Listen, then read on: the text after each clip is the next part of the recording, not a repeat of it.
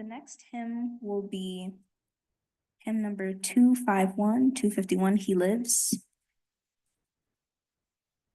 I serve a risen Savior, He's in the world today. I know that He is living, whatever man may say.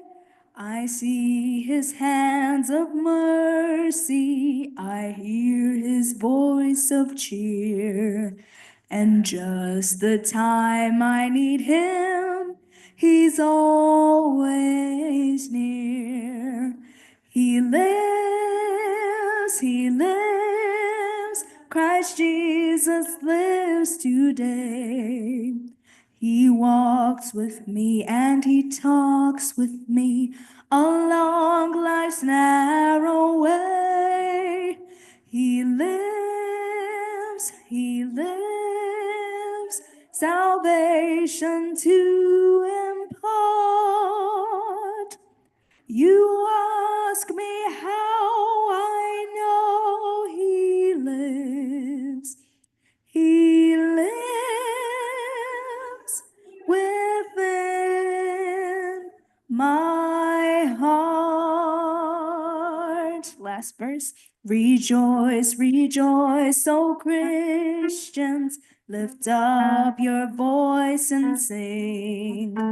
Eternal hallelujahs to Jesus Christ the King. Above all who seek Him, the help of all who find. None other is so loving, so good and kind, and I know that He lives, Christ Jesus lives today. He walks with me and He talks with me along life's narrow way. He lives, salvation to impart. You ask me how I know He lives. He lives.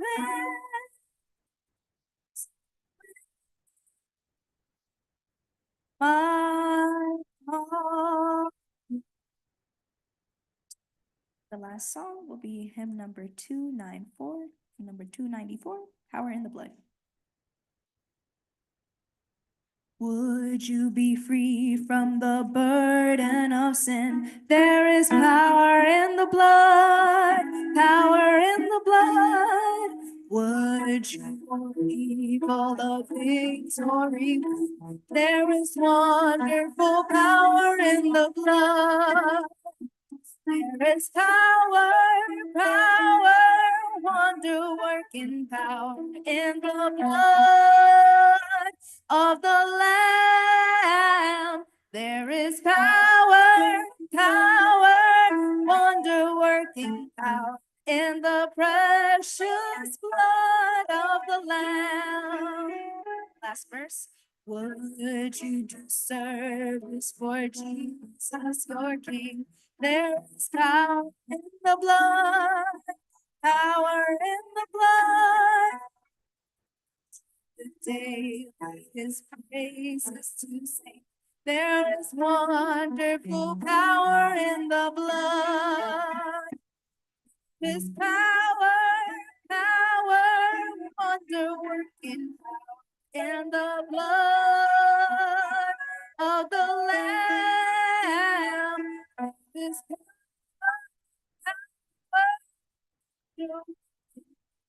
in the precious blood of the Lamb. One more song. The last song is hymn number 422, Marching to Zion. Come we that love the Lord, and let our joys be known. Join in a song with with sweet accord. Join in a song with sweet accord, and thus surround the throne, and thus around the throne. We're marching to Zion, beautiful, beautiful Zion. We're marching upward to heavenly Zion, the beautiful city of God. Last verse. Then let our songs abound and every tear be dry.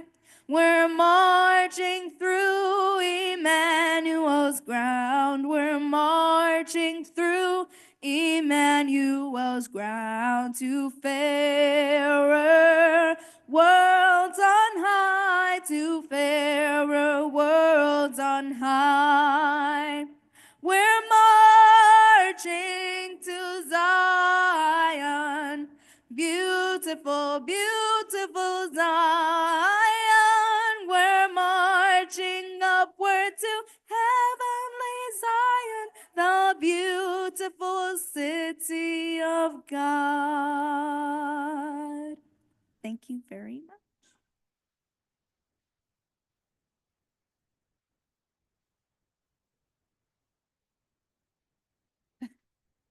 So everyone give Alana a hand.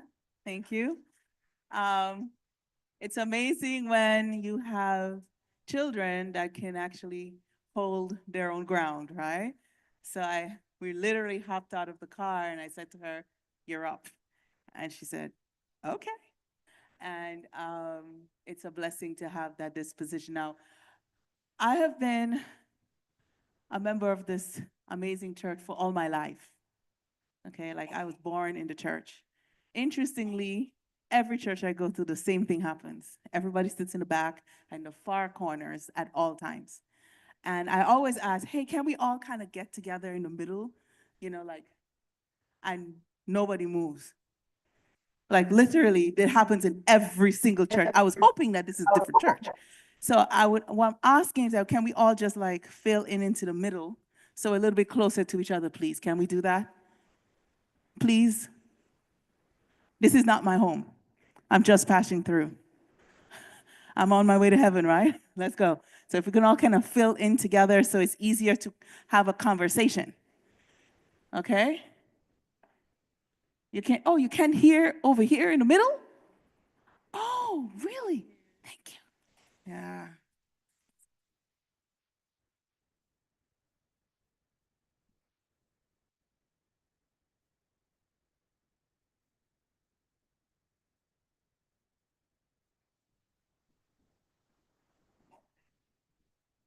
Okay. All right. So I have my amazing technician right here. This is my amazing husband, Mr. Ron Barker. Ron, wave to everybody. He's also my business partner, my life partner, my best friend, and the most amazing man that I know.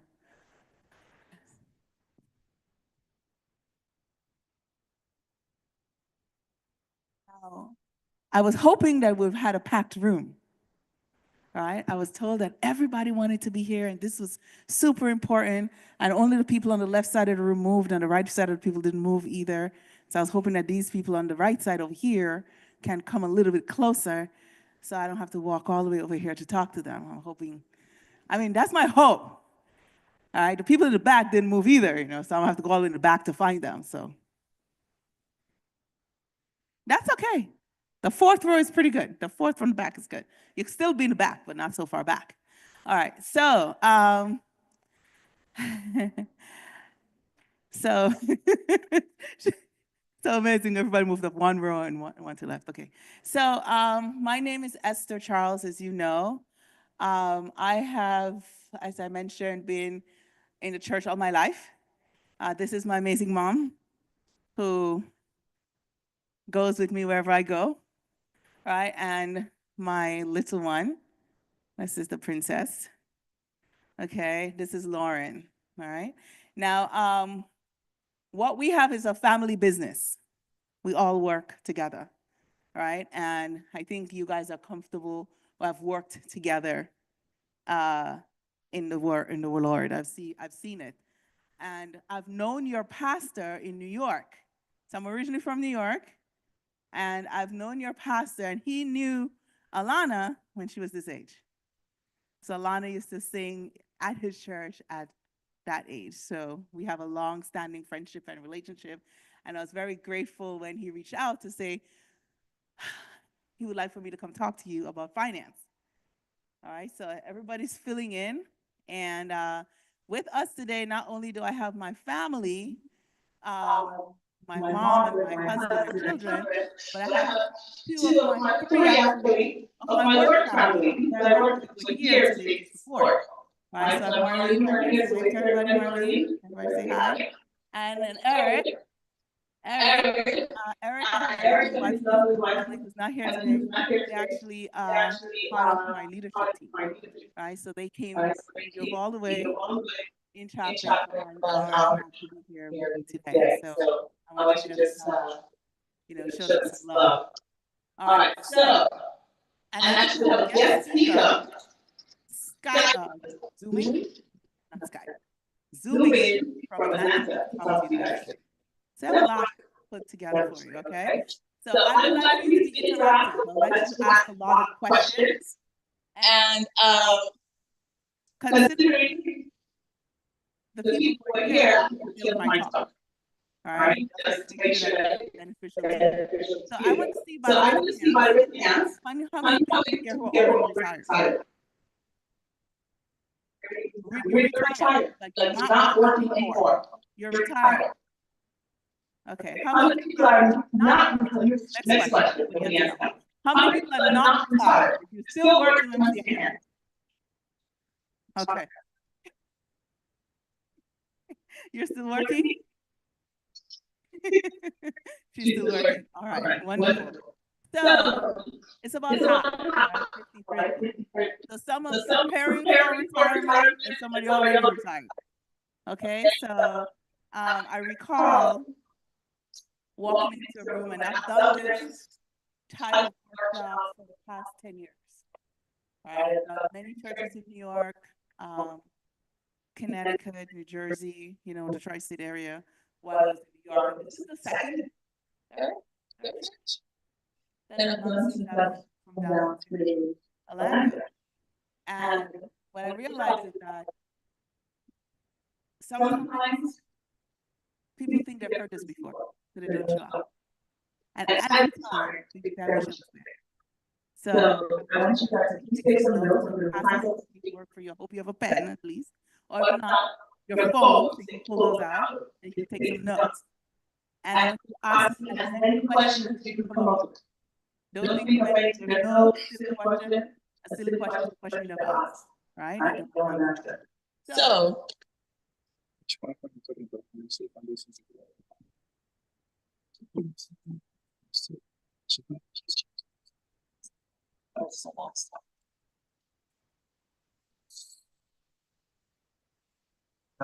I'm just gonna have it up.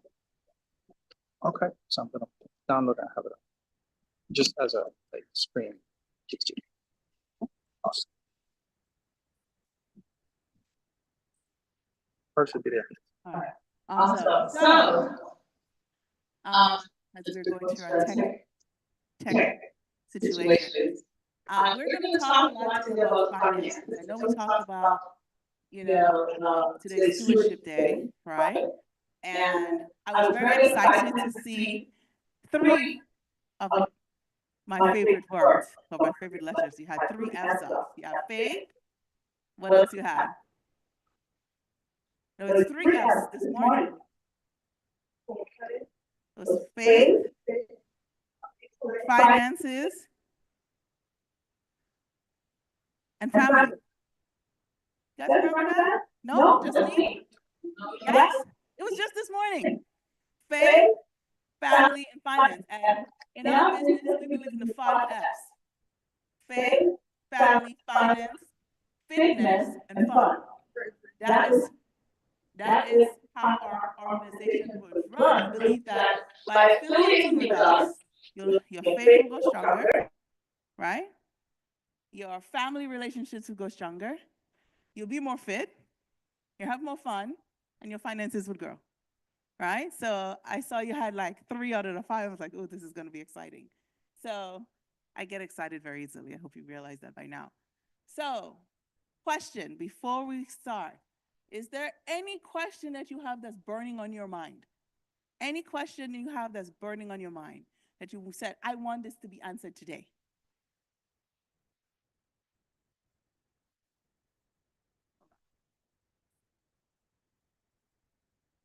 How to invest and taxes. Yes. Anybody else had that question? How to invest and taxes? Anybody else wants to know about that? Okay, only Lauren. Thank you. Anybody else wants to know how to invest? And anybody else wants to know about taxes? Anybody else? Taxes? Okay, anybody else? What do you want to know about? I only want to talk about what you want to talk about. Okay. Okay, anybody else wants to know about Roth IRAs? Okay, good. All right, any other questions?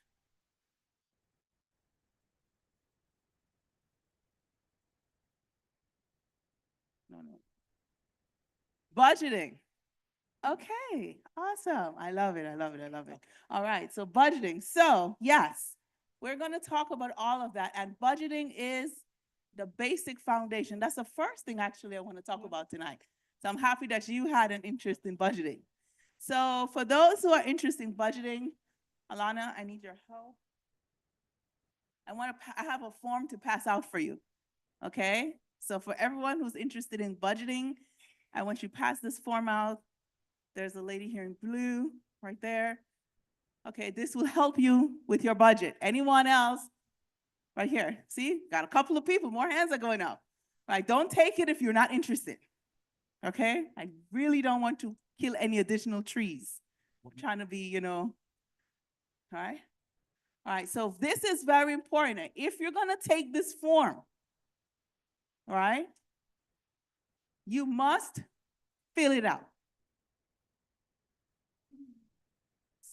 You must fill it out. This is not one of the usual workshops that you go to. You collect the papers, you go home, and you put it in the garbage or on the desk, and 6 months later, you got to clean it out and throw it away, and you've never actually used it. So if you are going to write it out, okay, please take a form. Now, for those of you who are technologically savvy and you don't want to write it out, there's something called Rocket Money. Anyone's heard of Rocket Money? Anybody have Rocket Money? Do you use it? Okay, so Rocket Money, let me tell you the good and the bad of a budget. A budget in my field turns out to be a dirty word. Nobody likes a budget. It seems very restrictive. Who finds a budget to be restrictive? No, only me. Okay, great. But it's very important to see where your money is coming from and where it's going. And if you don't look at something, guess what? It disappears. The same thing like, if you don't pay attention to your faith, what happens? It kind of dies out, right? So same thing which Pastor talked this morning about, there's more month than money. And that's because many times we're not looking at our money, because then we tend to buy things that we don't need to. So a budget helps you keep everything in focus. So I wanted to make sure for those of you who are here to write down your budget. Now on this budget, right? I left my glasses in the car in my bag. About 6 months ago, I realized I can't push my arm any further, so I can't see past this page. I have no idea what's on here. However, I think it says, for my recollection, my budget worksheet, there's a monthly income. There has all of your monthly expenses that you list, all right, and there's a net cash flow. You see that? You all see that on the form? It's very important that you know your net cash flow, because most people are this way. There's income, and then there's expenses. there's no cash flow. Or you have income, and this is expenses. That means you're in debt. To have cash flow, you have to have income, and expenses need to be down here. If you say, oh, my cash flow is low, no, or they say the debt is here and the expenses are here and your income is here. No, you're not having cash flow. It's not low. It's missing. Okay? So there's only two ways to solve a cash flow issue. Who knows what the two ways are? Two ways. To what? Increase the income or spend less, reduce your expenditures. Now, I'm hoping as good stewards, you can't find it. I lost my purse. It's in the trunk. Oh, I don't know. Maybe I came in with it and I put it in the back bench. I don't know.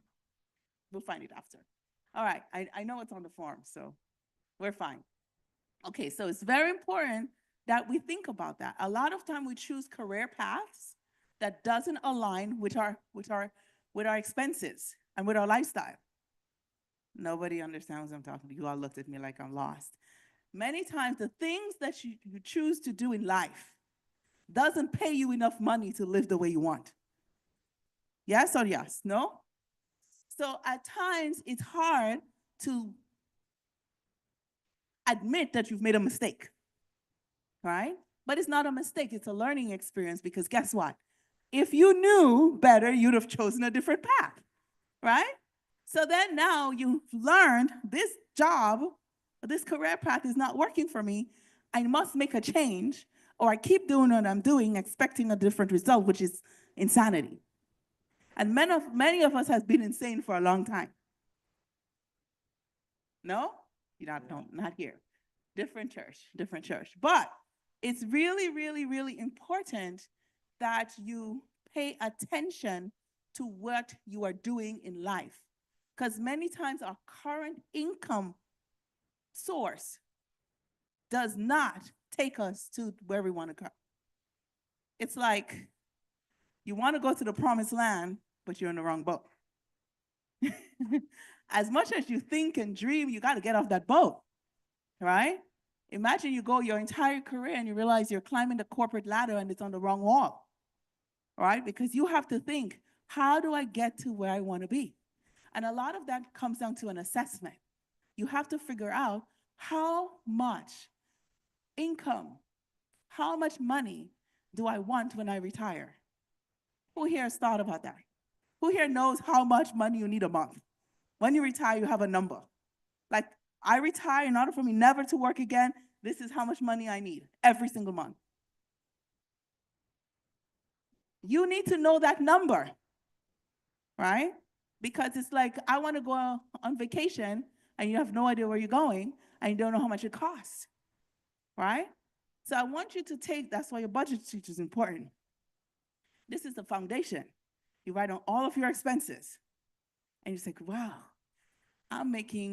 my expenses is $4,000 a month and I make $5,000 a month, or my expenses is $5,000 a month and I make $5,000 a month. And you realize, wait a second, there's a major problem here, right? Because if you plan to retire, you cannot retire on saving $100, $200, $300, and $400 a month, ever. It will never happen. Yes. Okay. So with that being said, I do have a PowerPoint for you, and we're going to kind of go through this right now.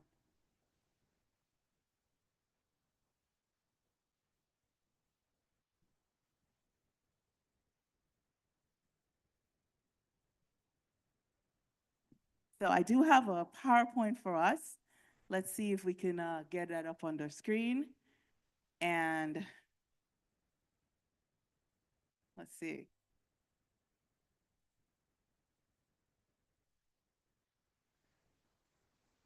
Let me know when you guys can see the PowerPoint while that is going, okay?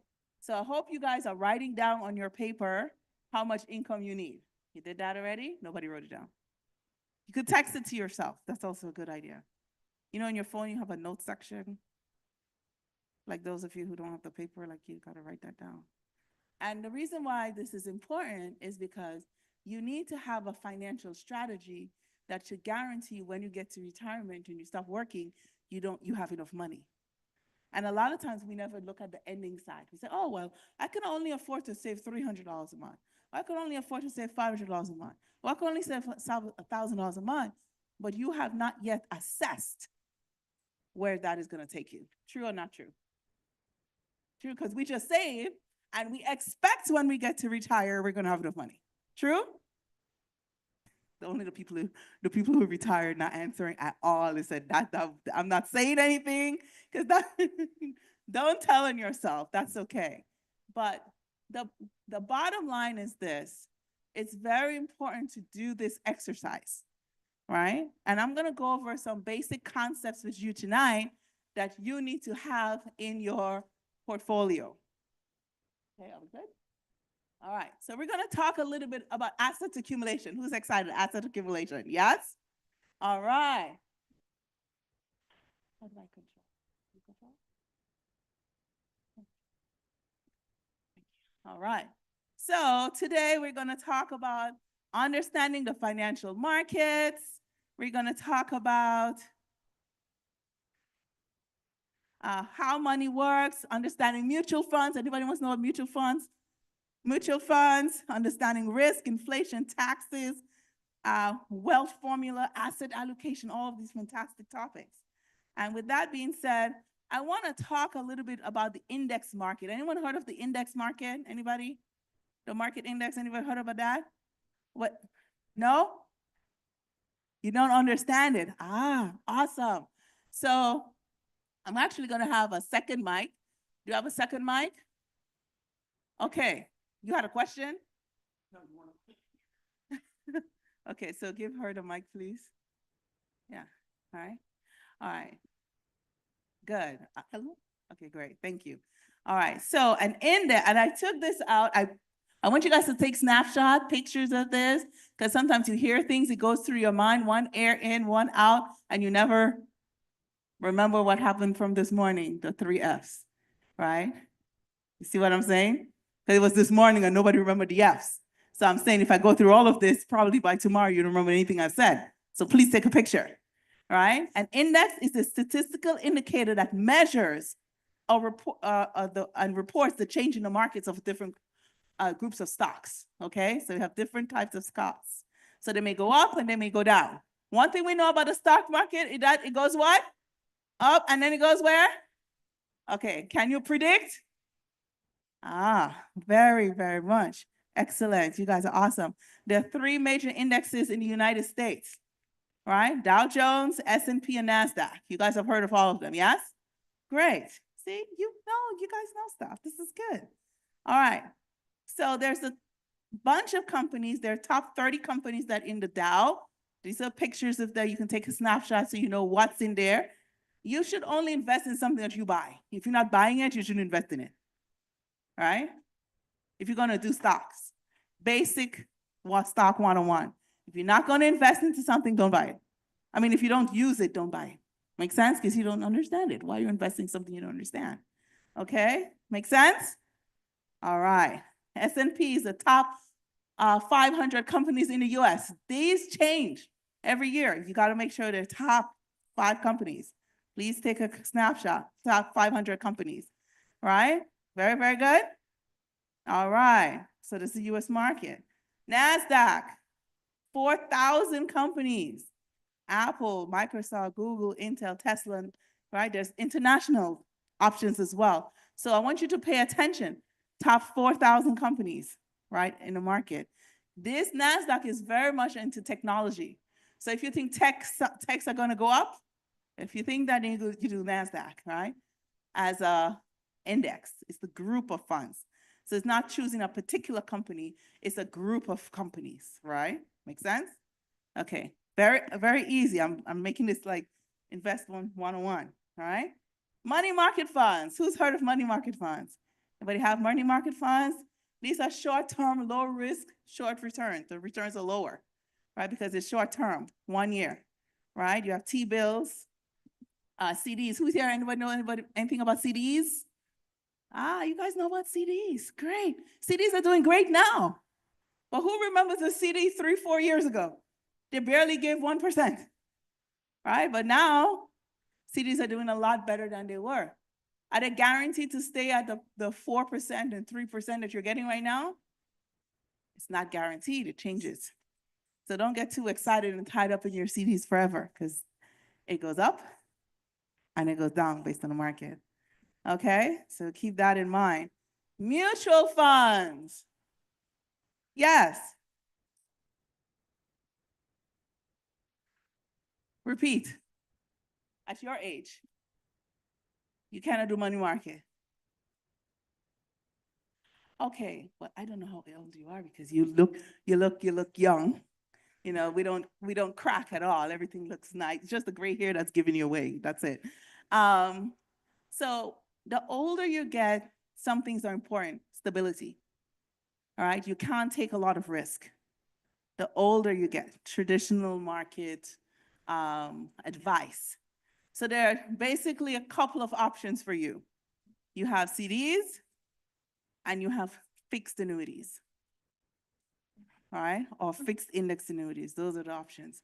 What I would recommend for someone who is advanced in age, you should sit down with a financial professional to go over the details, because you have to do an assessment.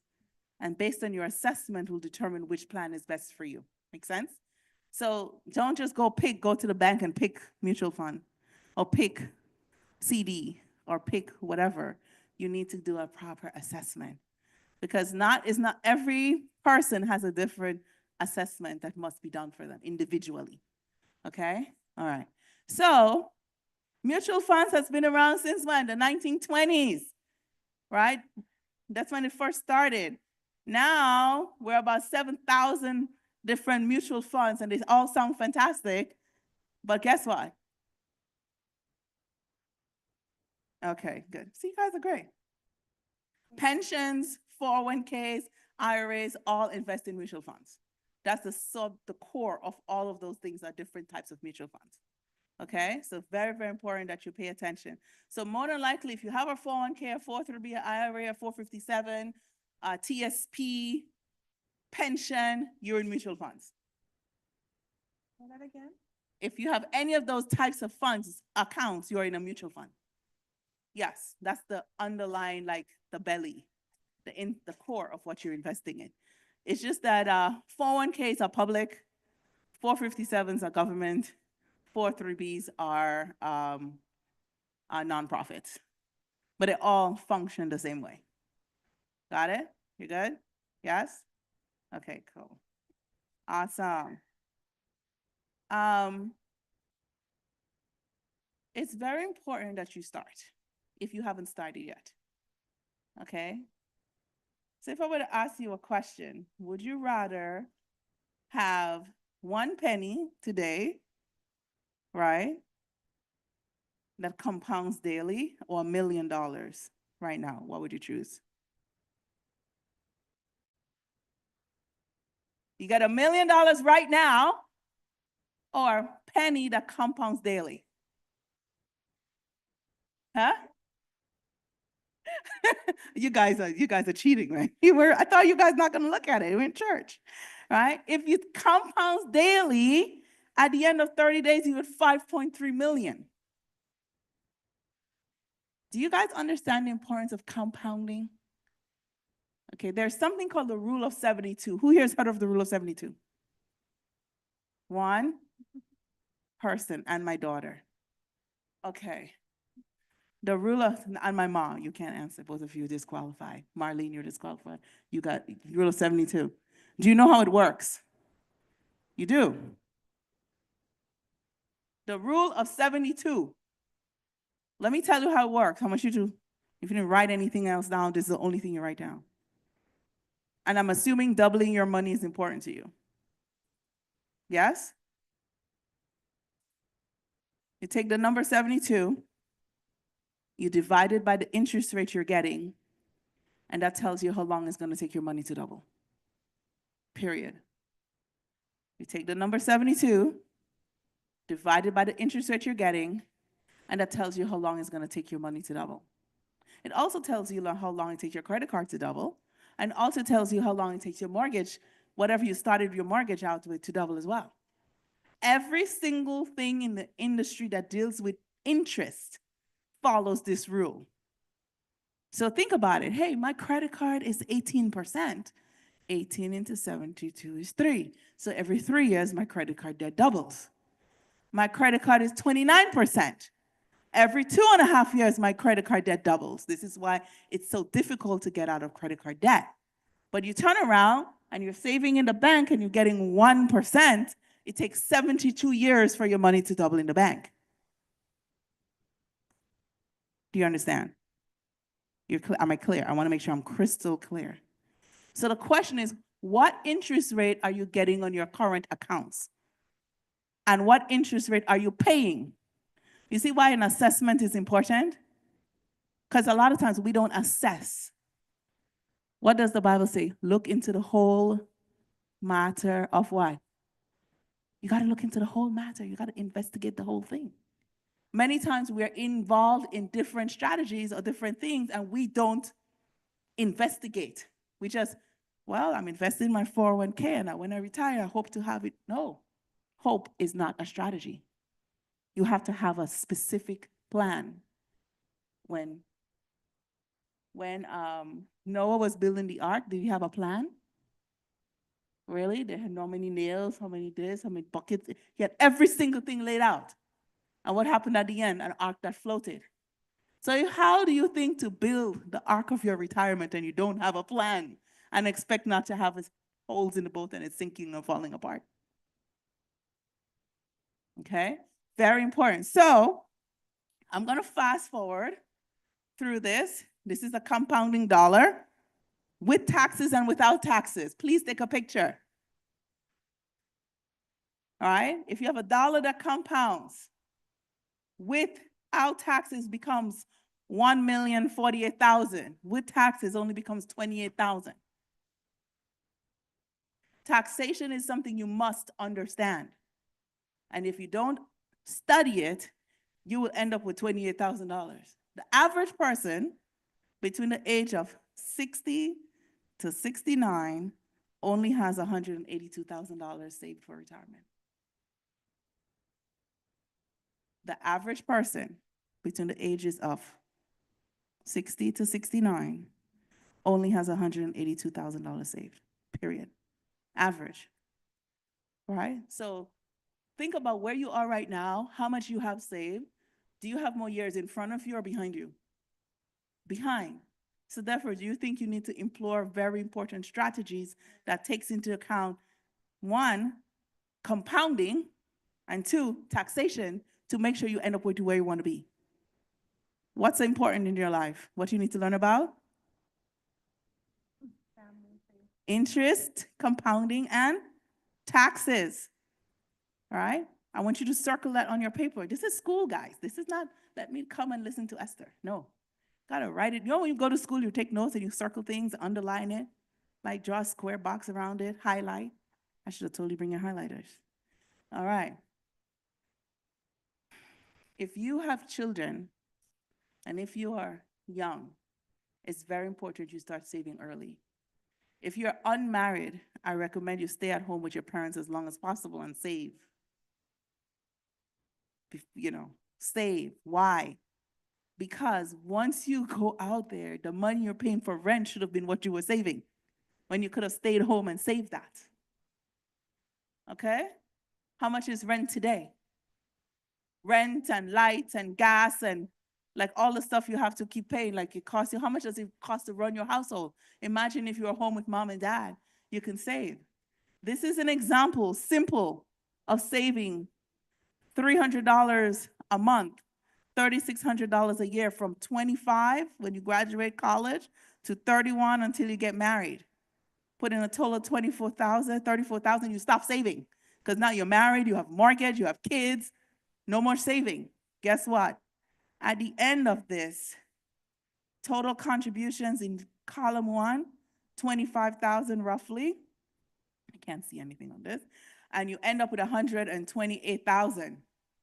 If you wait till you got married and you had fun all the time and you spent it all in your 20s and now you're married at 30 and you start saving the same $300 a month, you have to save from 32 all the way to 48 and you end up at the same place. Right? You end up putting in a total of 61,000 versus 25,000, but the compounding had you end up in the same place. The person who started earlier, the person started later. So you put in twice as much to end up in the same place than the person who started early. So it's important to start saving early. All right? We talk about the rule of 72 already. Please take a snapshot, right? So you understand the importance of interest. Okay, for those who are interested, let's see, 6 people. Okay, great. Now, we're going to talk a little bit about how mutual funds work in detail, and I have Mr. Earl Rimpool. Earl, are you here? If you could unmute. Yes, Ron? I'm here. Can you hear me? Need help? Can Okay. you guys hear me? Earl is a gentleman that I know from how many years now? 6, 7? I've known Earl about 7 years. And in that time, he's the person that I know that has the most money in investing, stocks, and so on. So I thought he would be most appropriate to talk about this topic with you right now to give you guys a little bit on it. Go ahead, let me see if we can hear you. Hello, can everyone hear me? No, we're not. I can hear him. Can you hear me now? Technology. All right, so Earl Hear me? lives in Atlanta. He used to live here in Orlando, and some reason he moved Say to it again. Atlanta. And I'm hoping he's back Hello. soon because we miss him. Too. And I'd like to guys hear have me? him talk about this with you just for a few minutes about mutual funds and stocks and investments, okay? So any questions you have on that, you want to definitely bring that up. Very much an expert on this, okay? Hello, can everyone hear me? Wait, still can't hear you, Earl. You can't hear me. How Check. about now? Can anyone hear me? It sound good? Yeah, 1 second. All right. I think they're having a feedback issue on that one. All right, any questions on stocks before we continue? Stocks, mutual funds, Hello. minimum. Okay, the question was, What's the minimum? okay, great, that's a good question. Minimum to start with, depending on Hello. the company that you choose. Some have $2,500. You can start with very, very little, depending on where you're starting from, right? So we have apps that you can use to start investing into. I'm not gonna Hello, can you guys hear me? advertise a company today, right? Because you can choose, or there are apps, or there are other accounts you can set up. There are varying type amounts. You can set up Hello. transaction, or you can do like a whole, like. Can you guys hear me? Yes, You can hear me now? we can hear you now. All right. Oh, awesome. How's everyone doing? I hope everyone's doing amazing. I heard Esther was just talking to someone in the crowd asking about how much to start with stocks. So I kind of break all that stuff down for everybody.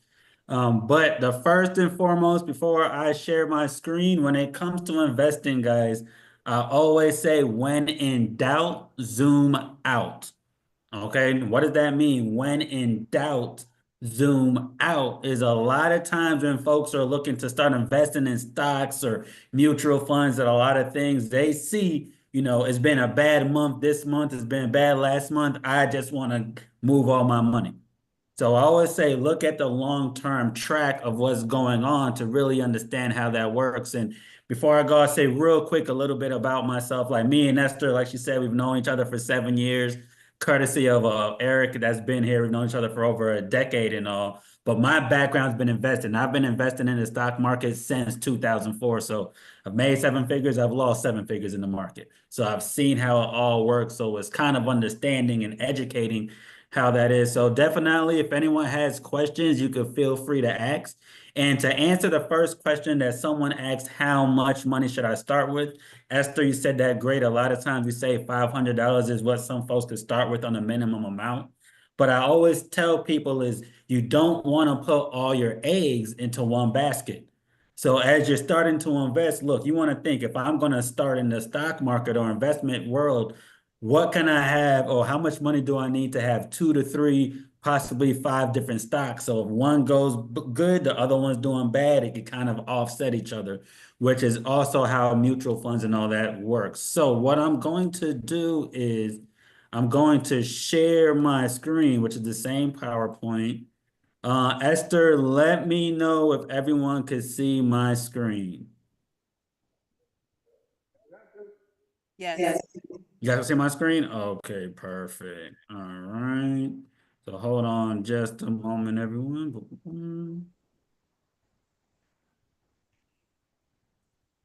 There we go. Okay. So I'm going to kick off into the mutual fund. So hold on just a moment. Okay, perfect. So everyone wants to always know, how do mutual funds work? Okay, so just like this says, it's very simple. This is a small amount of money that may allow you to buy one share of one stock company, and the risk to reward of that one stock could be high if a lot of folks do that. So meaning if you have one stock and you're buying $100 into Netflix and Netflix goes down, guess what? You've just had those funds where you could have lost. Now, how mutual funds work is, say if you have $1,000 and you're putting $100 into 10 different stocks, you're starting to spread your risk out.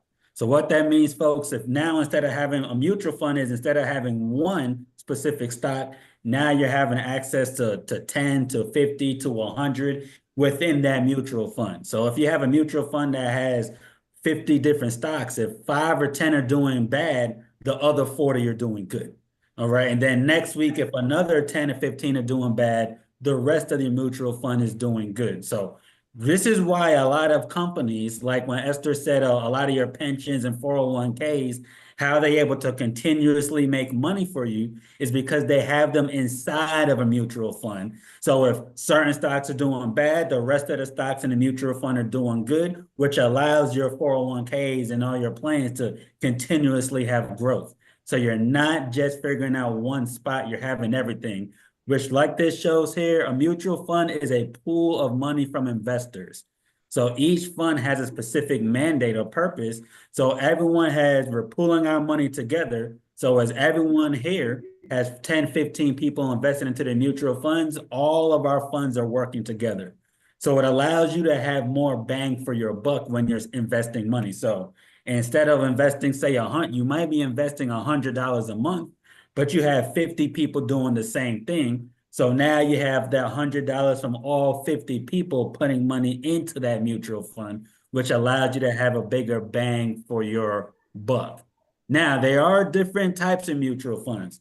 Okay, you have money market funds, which a lot of folks say are considered relatively low risk.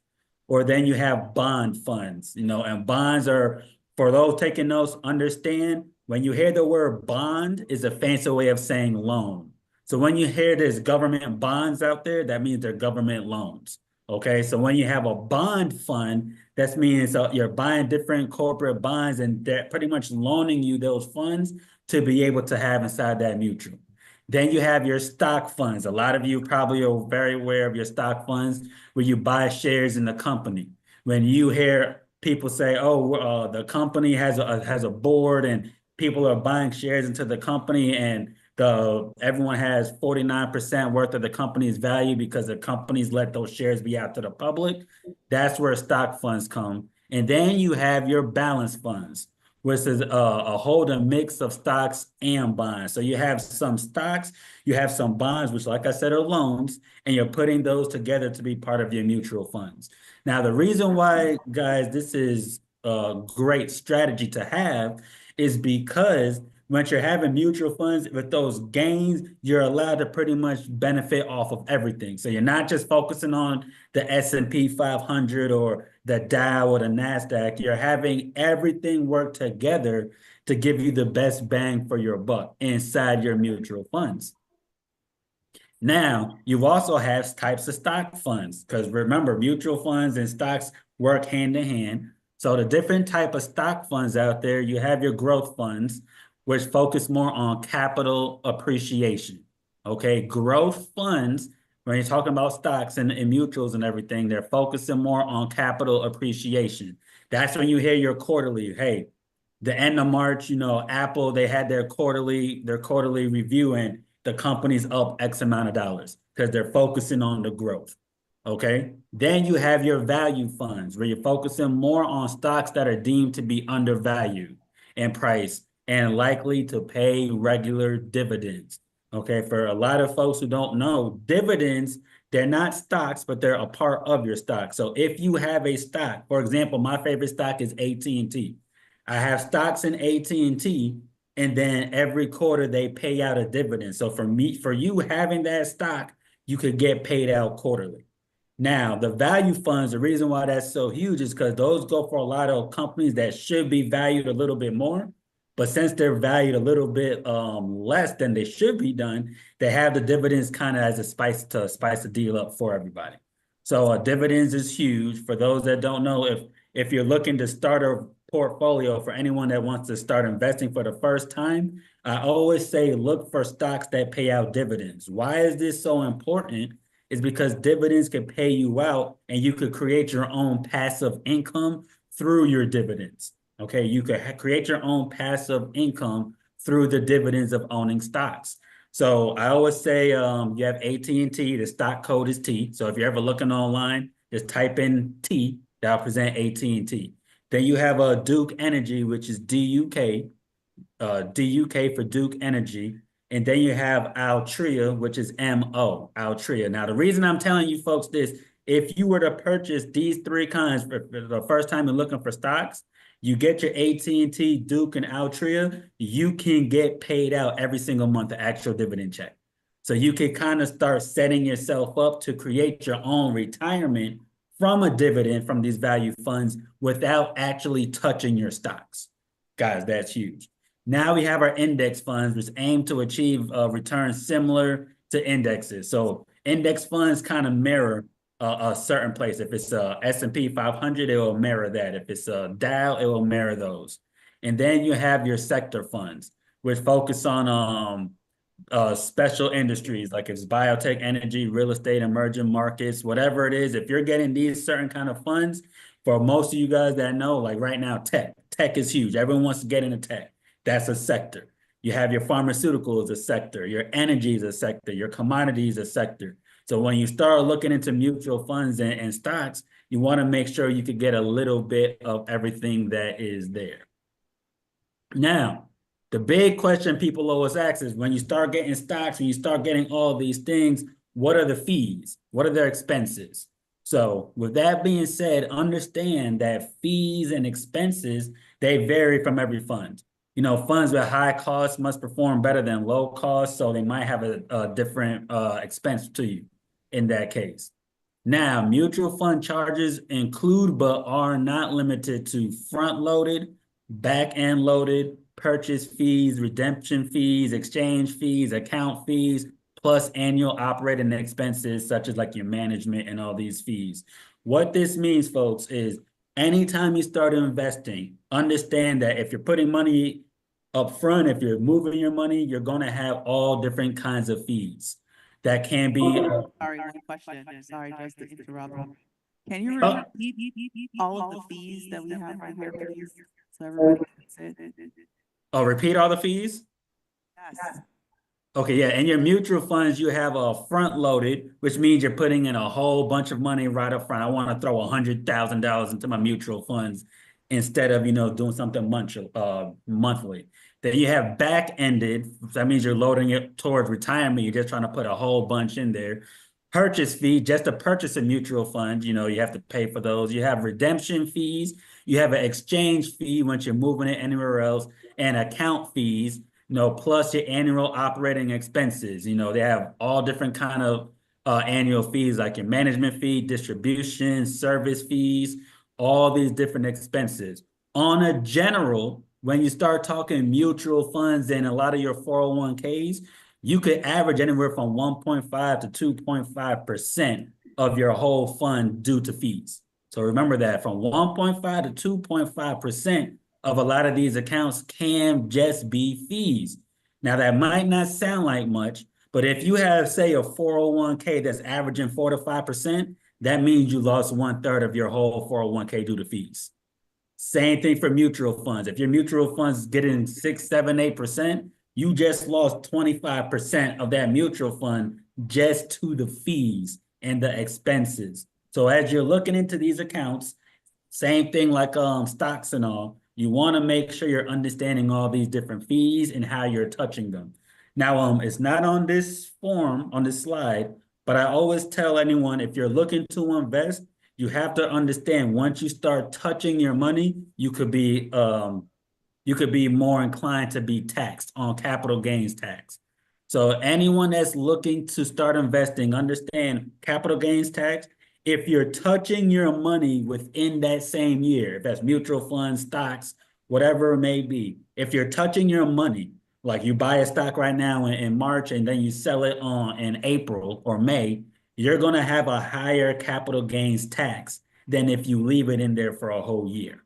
Always remember that. So if you're, reason why I say that, because a lot of people you see online that, oh, they want to buy these cryptos and they want to get these Tesla stocks as they're going down and people are buying, selling. Well, if you keep doing that, you're subject to paying more taxes. Earl. Yes, go ahead. Oh, Question. you have a question in the crowd? Yeah, we have a question in the crowd. We Okay, have awesome. 2, 3, I saw like everybody's hands is going up. Okay. Regarding those dividends, it Mhm. sounds like the monthly things work out, but would they be counted every quarter? Okay. But still pretty frequent. So will they be counted as income and then therefore taxable? Yes, that is correct. Okay.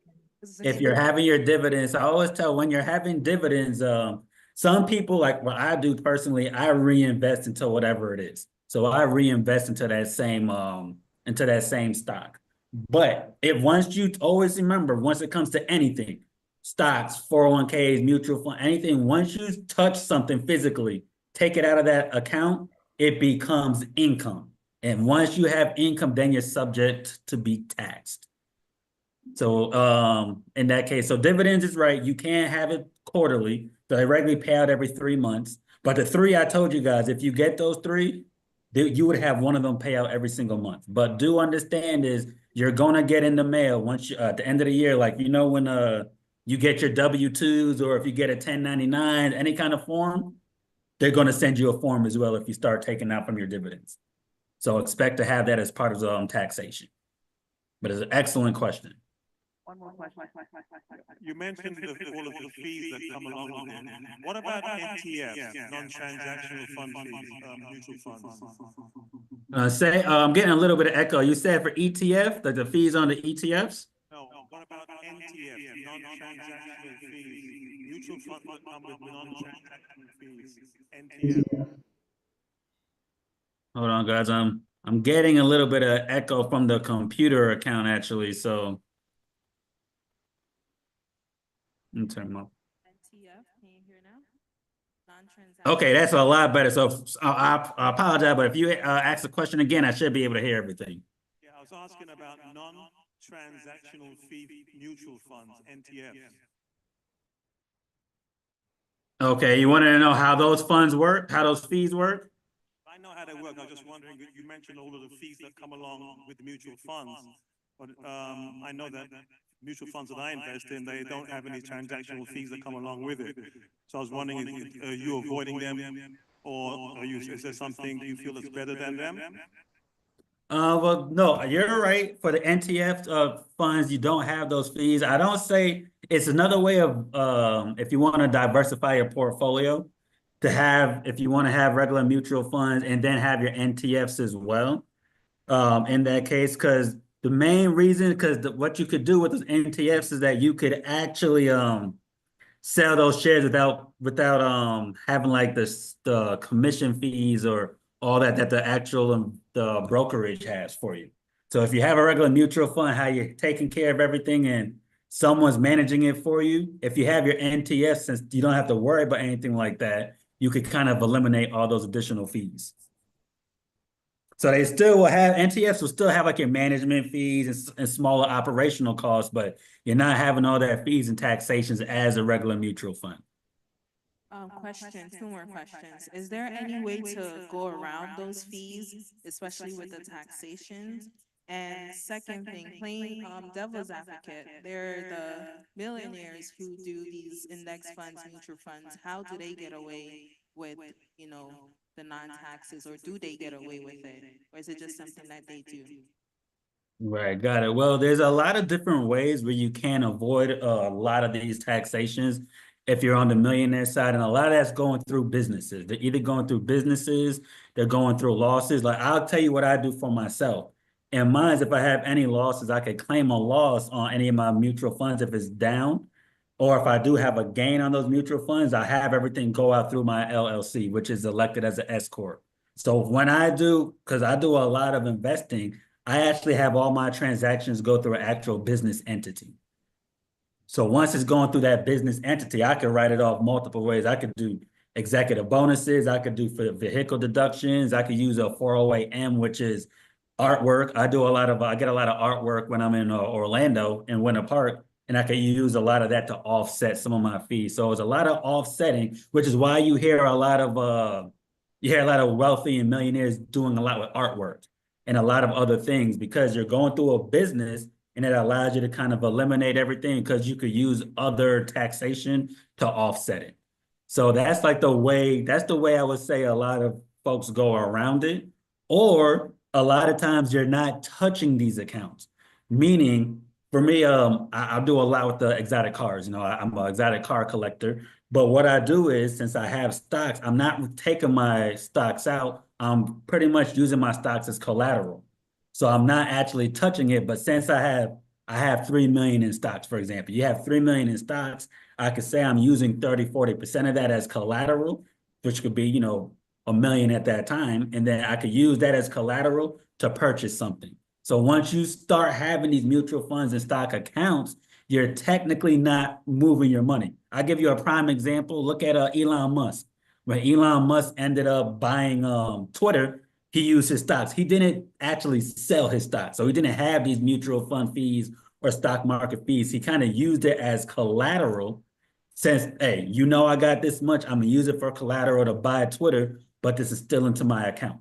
So that's what a lot of folks, as they're building up, amassing this wealth, they're not really paying that much taxes on it because they're technically not moving the funds. But when they do move the funds, that's when you start using different LLCs or S corps and kind of have it going through a business, so you could actually get as much taxation as possible.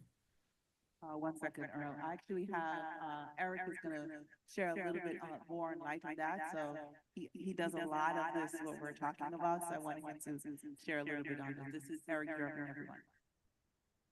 Hello, everybody. I'm sorry, I'm like super excited. I have high energy, I'm just saying, right? But to piggyback what Earl mentioned, it's a powerful tool. You asked about how can you avoid taxes on stocks and all those things. One of the biggest tools that a lot of wealthy people use is that if I have 15, $20 million in the stock market, right? If I take that money out, I'm gonna pay taxes on that money. So what will be a better option for me? I can go to the bank and say, hey, I have $20 million in the stocks. I need a $10 million loan. Are loans taxable or tax-free? They're tax-free. No, they're tax-free. Loans are tax-free, right? If I go to the bank and I say, hey, I have $20 million of stocks. I have $50 million of real estate. I need a loan of $10 million, right? Guess what the bank is going to do? They're going to charge me something called an interest rate on my loan, right? So I'm going to get a $10 million loan from the bank. Right? Guess what? If I spend that $10 million, I can spend it on my business stuff, which is also tax advantages. I'm using that $10 million as tax write-offs, right? And again, I got $10 million tax-free from the bank. Why? Because I'm using my stocks as collateral, meaning if I don't pay my loan back, they're gonna take the money from the, does that make sense, guys? This is what the wealthy people do. So think about Elon Musk, think about Jeff Bezos. Instead of them taking money from Amazon stocks, because he has a lot of Amazon stocks, he's gonna go to the bank and say, hey, I need $5 billion loan. I have $50 billion worth of stocks of Amazon. I need a $5 billion loan. Guess what? He just got $5 billion tax-free. Do you guys see how the wealthy people do it? Now, again, this is super important. The reason why we don't know any of this information is because it's not taught to us for some reason, right? We're not being taught this information through education system, right? When you were in high school and college, they talk about collateralizing things from the bank, right? They teach us none of this stuff, right? And one of the things about us that we did a lot of studying and research for years and learned this stuff. We have a lot of wealthy clients. We have a lot of high-end clients. You know, one of my biggest clients makes over $100 million a year. And a lot of this stuff, you know, we partner with tax lawyers. We partner with CPAs. And we're learning. As we're learning, we're teaching them finances. They're also teaching us the industry as well. Does that make sense? So we can come back and bring value back to our community. Does that make sense, guys? So think about it. So Earl just mentioned, Earl kind of broke it down in a technical way, which is okay, but I kind of told him, I was like, hey, I told Esther, I was like, hey, let me add to it. So I want you guys to really, really understand. So think about this. If you start investing in real estate, right? If you start investing in real estate and you have a $5–10 million portfolio, you can go to the bank and ask for a loan. And you can collateralize your real estate portfolio. Does that make sense, guys? That's what a lot of real estate investors do. Right? They collateralize their real estate investment, they take the money, and they reinvest into other things. Those other things now is generating them income. Guess what they're using to pay back the loan? The income that they made from the other investment. Does that make sense, guys? It's called OPM, other people's money. Right? Why would I take money out of my stocks, my real estate? You know, I'd rather use other people's money. Right? So I just wanted to add to that. Absolutely. You took the words out of my mouth, Eric. OPM, other people's money, is huge. Earl's favorite is OPM. And just to let you guys know, the reason why you can do OPM, first you need to have an asset and you need to be credible, right? If Jeff Bezos walks in, they know who he is. So many times you walk into the bank, they don't know who you are. You don't have a history, so you can't borrow. Right? So that's why you want to build a history so you can borrow again. I know the Bible says, oh, no man, nothing, right? But this is America. Okay, we're living a debt-based society. So it's not, when you talk about debt, we're not talking about credit card debt, like things that have no use. If you look at the credit card and say, what did I buy? You have no idea what you bought on it, right? But we're talking about debt that makes money. You understand? So like real estate, that's good debt, right? Student loans, depending on if you're actually going to work in your field, right? If you're going to work in your field, right? How many people you know that have student loan debt and they don't do what they were paid for? Ton of people. So be very, very careful with student loan debt. But it's important to understand, like Eric said and Earl said, to be able to collateralize. So think about, hey, what assets do I have that can be collateralized, that I can use to get a loan, that I can then use for investment purposes to create income? You have to get into the creative. We're supposed to be creative, right? We have a creator, and we're supposed to create. I mean, everything you see around you was created by someone. The fan, the light, the bench, my clothing. Many times we forget that it's important. How do you create? Wealth is created. You can never save your way to becoming wealthy. Just want to make sure you got that. You can never save your way to becoming wealthy, ever. You have to create wealth. Okay, now Earl, Yes. you there? Okay, continue. Okay, perfect. No, that's huge. And then a big word that Eric said and Esther said is loan. Understand when you start withdrawing your money, when you loan money to yourself, that's when you could have where you're not being taxed like that. Now, once you start withdrawing funds, if you start withdrawing from your 401k, you have to pay taxes. You start withdrawing from your stocks, you're paying taxes. But when you loan everything, like remember I said a bond is a loan. So a lot of times you see the government doing government bonds, they're loaning themselves money. So it's not worrying about taxation and fees. Now, the last thing I'm gonna go before I hand everything back to you, Esther, is the pros and cons of mutual funds. You know, the pros of professional management. You have money managers providing the investment expertise. You have diversification, like I said earlier. You're not just purchasing one stock, you're getting 10, 15, 20, 50 stocks inside that mutual fund. You have liquidity, you can get in or out quite easily. That is huge, the liquidity, because a lot of folks, when they start investing in retirement strategies, your 401ks, your IRAs, they have to be used for retirement. So that sometimes it's a little bit harder to get money if you have emergencies. You have low investment minimums. You know, some funds can let you start with as low as $50 a month. And the ease and convenience, it's easy to set up your mutual funds. And then the cons are obviously professionals can be wrong. There's no guarantees. Everything that we're telling you guys is what the market does. Obviously do your research, but there's no guarantees unless you start talking like index annuities, index insurances, which I'm sure Esther will go over with you. But there's no guarantees because this is a variable account. You know, the market can go up, the market could go down. Always remember, I don't call them variable accounts. I call them roller coaster accounts. When you have mutual funds and stocks, they go up, they go down. But the problem is when you're on a roller coaster, where do you get on the roller coaster? At the bottom. The same place where you get off, at the bottom. A lot of times when people start investing, they pass the good times, the bad times. So you need to understand when you want to get off when it comes for retirements. Because if you don't understand that, you can honestly get yourself off or your retirement on a very difficult time if you don't time your mutual funds and all those stocks properly. I always say, and I'm gonna hand this over to you, Esther.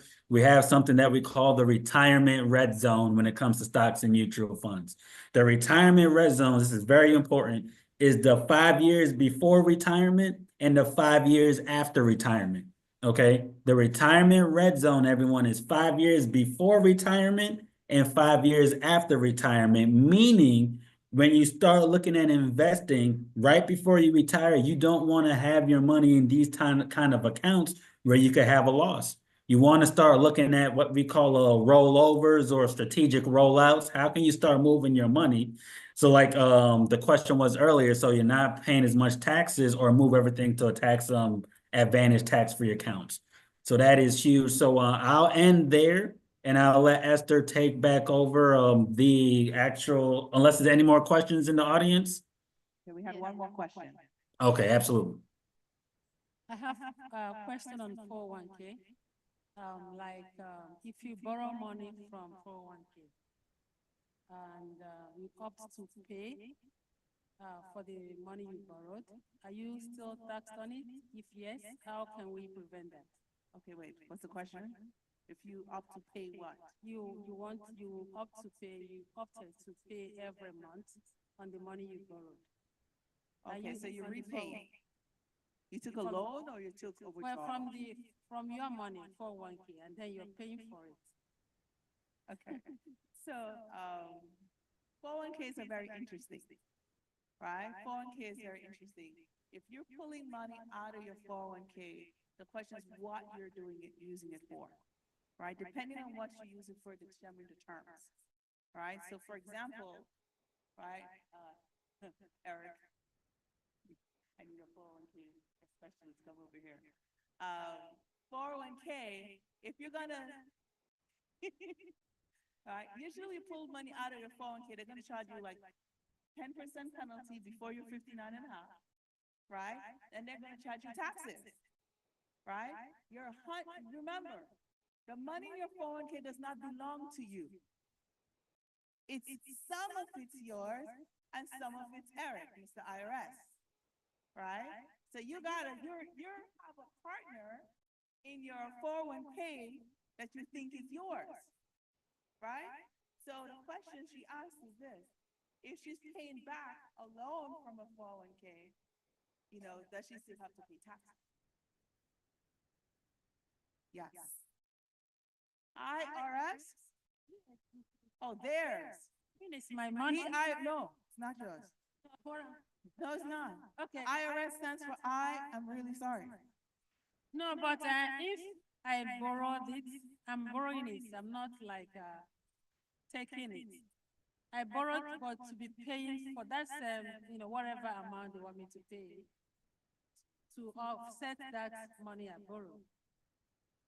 Most of the time, to offset the taxes, most 401ks allow you to take a loan from it. And if you invest that loan money into a real estate property within like a certain time frame, usually 90 days, usually that offsets the taxes. Does that make sense? But if you're just using it to remodel your kitchen, go on a vacation, right? You do have to pay the loan back. Most loans are usually, it just depends on the company, but most loans are usually tax-free, but then you're still gonna have to pay taxes in the future on that loan, even though you're paying it back. That makes sense. Yeah, back here.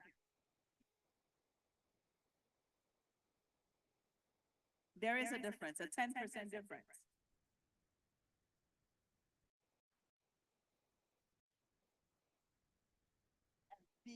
Each company may have different rules. It's not just the IRS, but each company. So if I take a loan, this is what my company tells me. If I take a loan from them, and you can decide how quickly or how not quickly you want to pay back, but you're also paying yourself back.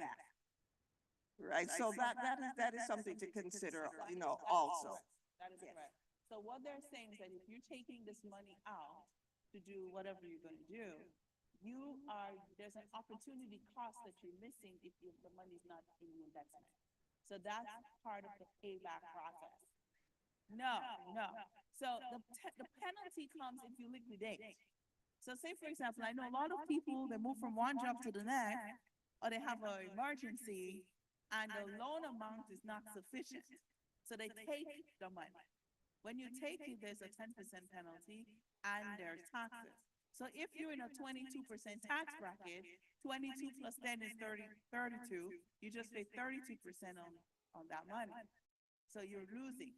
86% of people take money out of their 401ks and pay the penalty. 86%. So if it wasn't you, good, you're the only one or two people. But 86% of people are getting penalties and tax on their 401k. Now, couple other things I want to cover before we're in, right? I want to go over this very quickly. And I want to thank Earl. Have another question back there? It was just on that same topic. Go ahead. I think you were saying that some companies might specify the penalty levels. For instance, if I'm taking out a portion of my 401k to pay debt, to pay off a loan, is it still the same? Do they count that as a negative against me? Yes, they And I do. still have, okay, even though you're kind of lowering your debt, they don't care. There are certain exclusions. They give you a certain amount to purchase a home. They give you a certain amount for educational, you have to look at the rules, right?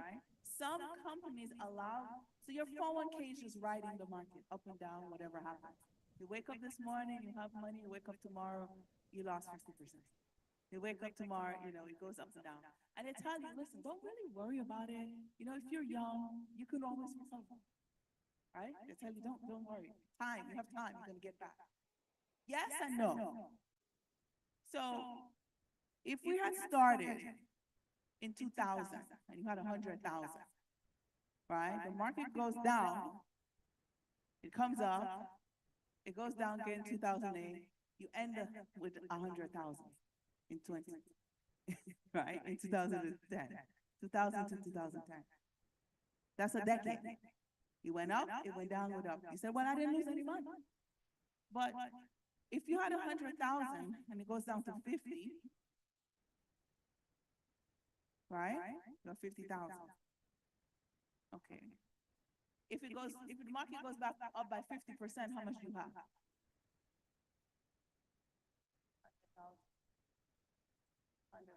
So the market was, you had 100,000, the market goes down by 50%. You have 50, the market goes back up by, you have 75. Thank you. So that's what happens. You may start, you may say, well, you know, it's back to where it was, but your account value is not the same. The reason why you may not have seen the loss is because you are constantly contributing into the account. So you are really paying back the losses to the market. So how many of you lost money in 2022? What percentage?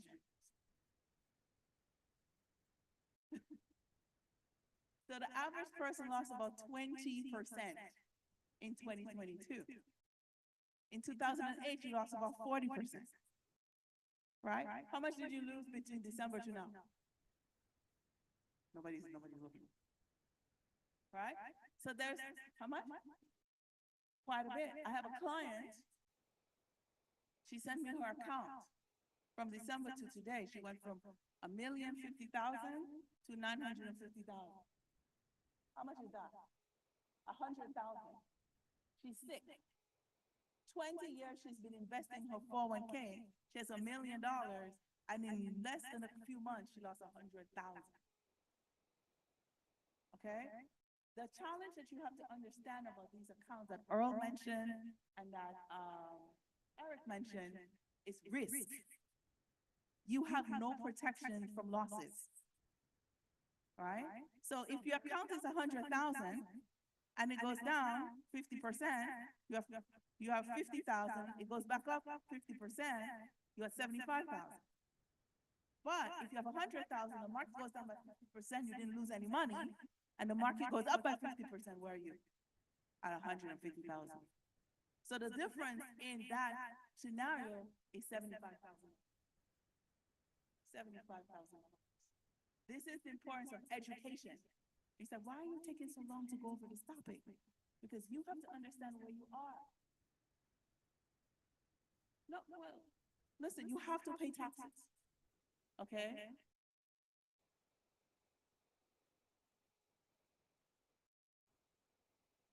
But the question is when. So the question is, what are my alternatives to 401k? You have to think of a solution. The solution is that there are alternatives to your 401k, and there are also protections to your 401k. There are places that you can protect this money. You need to imagine you have a car, you have a home, you have insurance in your home, right? You have insurance in your car, you have insurance in your cell phone, you have insurance on your money. Do you have insurance on your money? If the market crashed, do you have insurance on your money? No. Why not? Why not? This is the question of the day, number 65. How do I insure my money? Thank you. Amen. You ready? All right. So I'm going to have Eric talk a little bit about real estate before we get back to that. One more question, that's it. You said something, because I'm always with this whole 401k. So once again, it said each job kind of makes their own rules. So last year, I think I was mad at my 401k company because they charge a percentage. The more you have, the more they take. They don't manage my money. They're not, to me, doing anything. And I'm paying them $1,000 a year. So I got mad and decided to cut off my nose to spite my face, apparently, and I stopped investing in my 401k. Then when tax time came, because I had to pay like more than I wished. And you mentioned there are other places besides the 401k. That's what I'm interested in. Get to all of that. So I'm gonna have Eric, ready?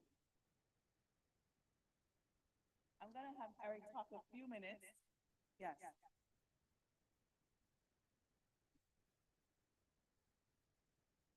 CDs are insured by the bank. So all banks Banks are insured FDIC. Right, banks are FDIC insured. Federal Depository Insurance Commission, or funds do not increase correctly, however you want to say it. Because the money doesn't grow fast enough to keep up with inflation. Even if you're getting 5% on your CD, how much is the price of eggs? Remember pre-COVID, it was $1, $2 for 12 eggs? How much do you pay for eggs now? A lot. $8, $10, right? For eggs. My question to you is this: did your income increase with the price of eggs? Did your savings increase to the price of eggs? So then wherever you're saving is not growing fast enough to keep up with inflation, neither is your income keeping up with inflation. So technically you're poorer then than you are now. And in the last 5 years, you lost money.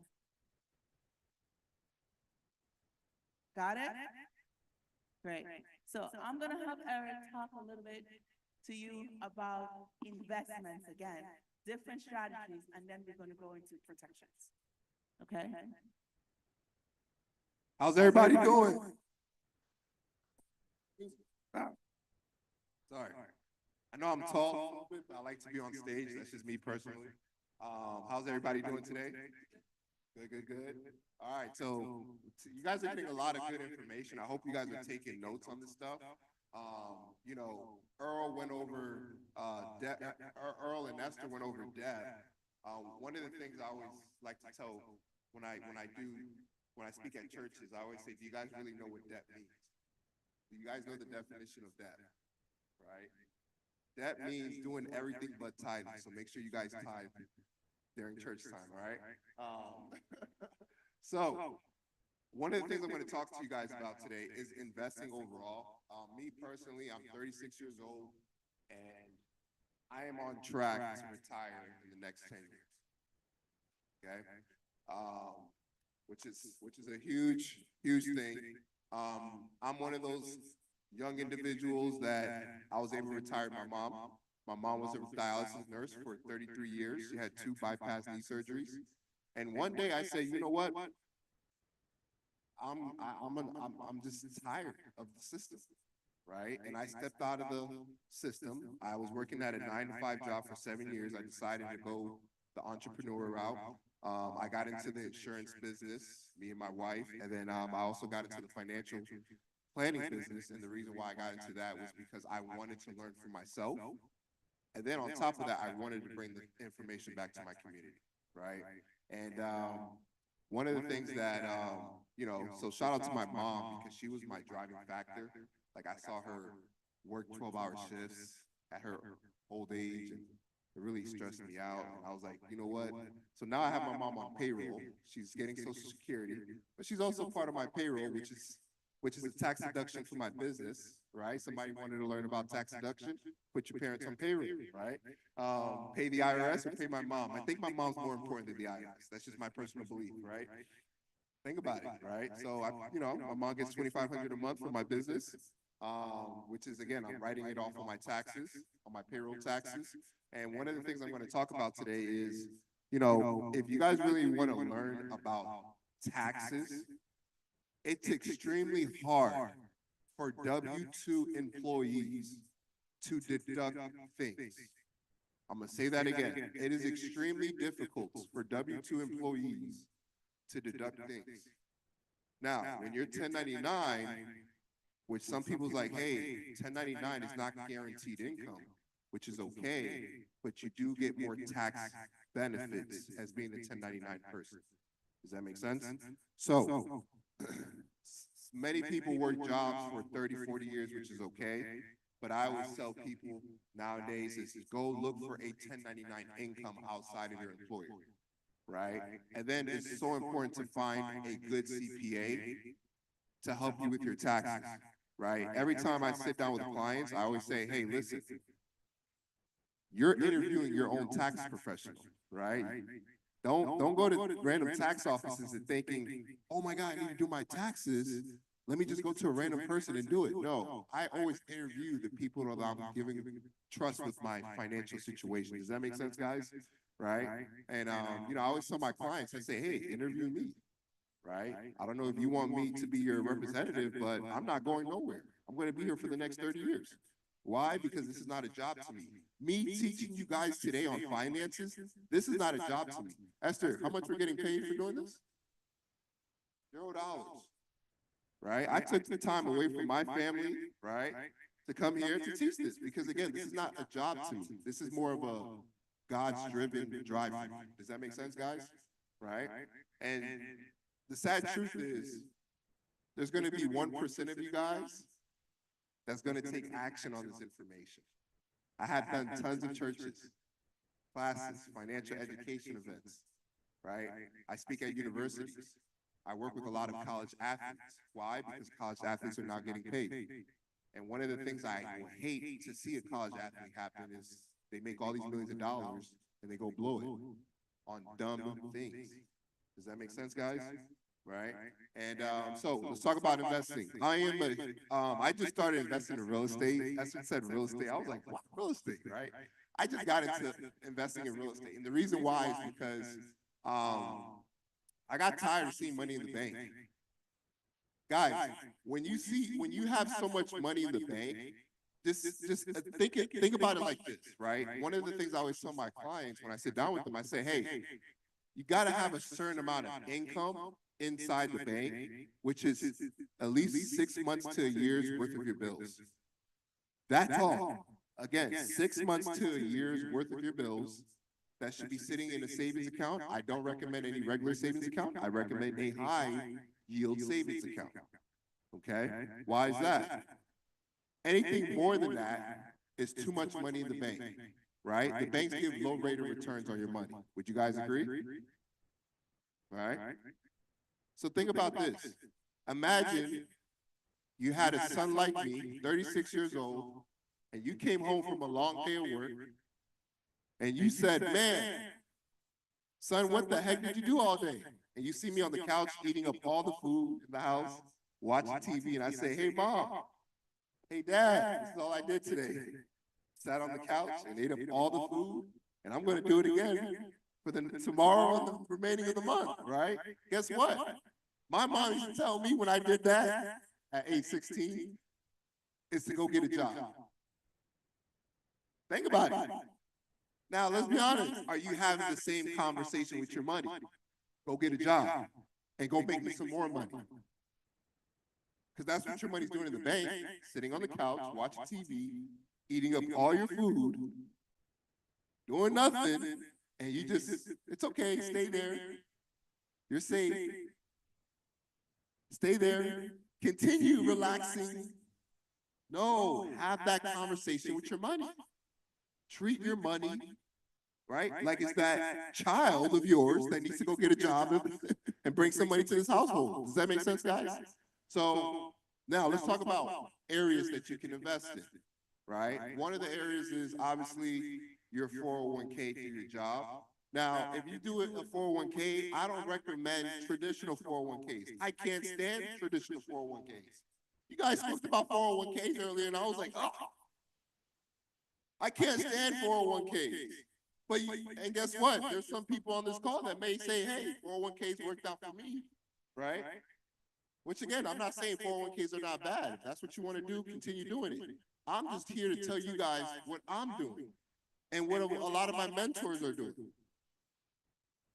I met guys in the financial industry, $100 million net worth, $50 million net worth. And I asked them, hey, how many of you have 401ks? None of them have that. And one thing I learned reading books many, many years ago was to follow, like anytime you invest, you want to follow big corporations where they put their money, right? Guess what? Big corporations, they like to invest in real estate, right? Guess what? Banks like to invest in different real estate. They also invest in insurance plans, right? So that's one of the biggest things. I don't know if you guys know nowadays, which I'm not promoting this, by the way, because some people are not believers, which is okay. I was once not a believer. But again, I do a lot of studying on finances. There's this thing called cryptocurrency. And guess what? Who here has JP Morgan Chase as a bank? All right, some of you do. Well, guess what? JP Morgan invests in cryptocurrency. More than half $1 billion. Well,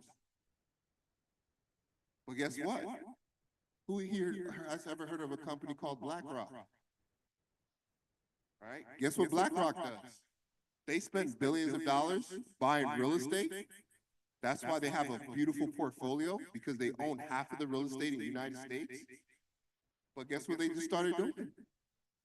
Unfortunately, they started investing in something called cryptocurrency. And if you guys look at the video of the CEO in 2019 of BlackRock, he said cryptocurrency is a scam. Why does BlackRock is the biggest cryptocurrency holder? Right? One of the biggest cryptocurrency holders right now. Does that make sense, guys? So again, it's super important to follow where the big people are putting their money. Does that make sense? One of the reasons why my stocks investments have done extremely well, because I follow stocks politicians. You guys know your politics invest in stocks. You guys know that, right? A lot, your politician invests in the stock market. And guess what I started doing?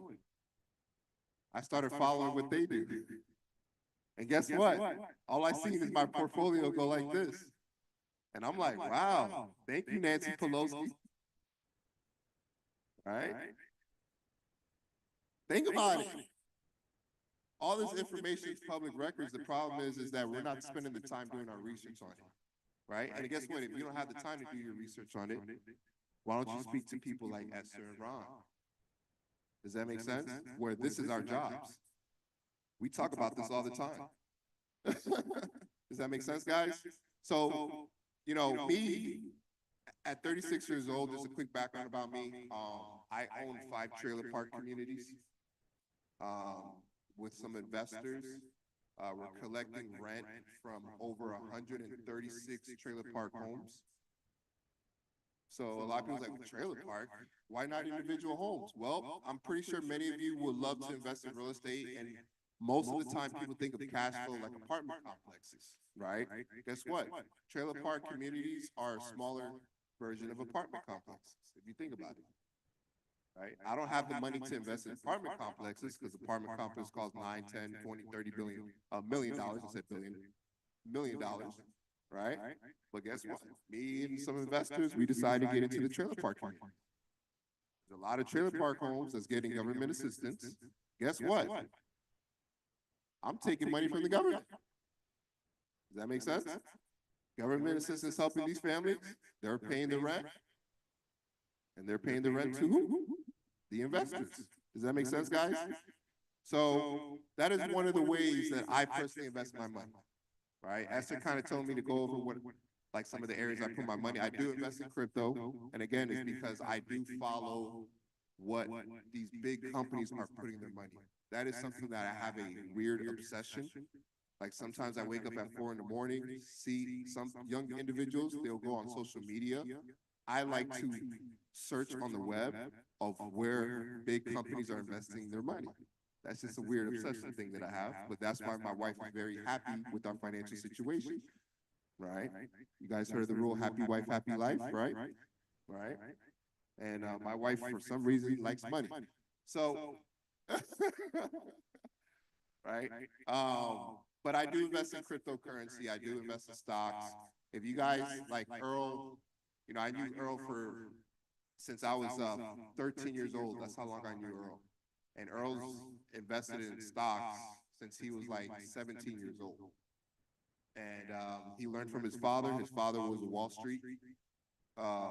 His father worked at Wall Street, New York Stock Exchange, and all that stuff. And his dad one day gave Earl $25,000 to each of his kids, and he said, "Hey, I'm curious to know what would you guys do with this money."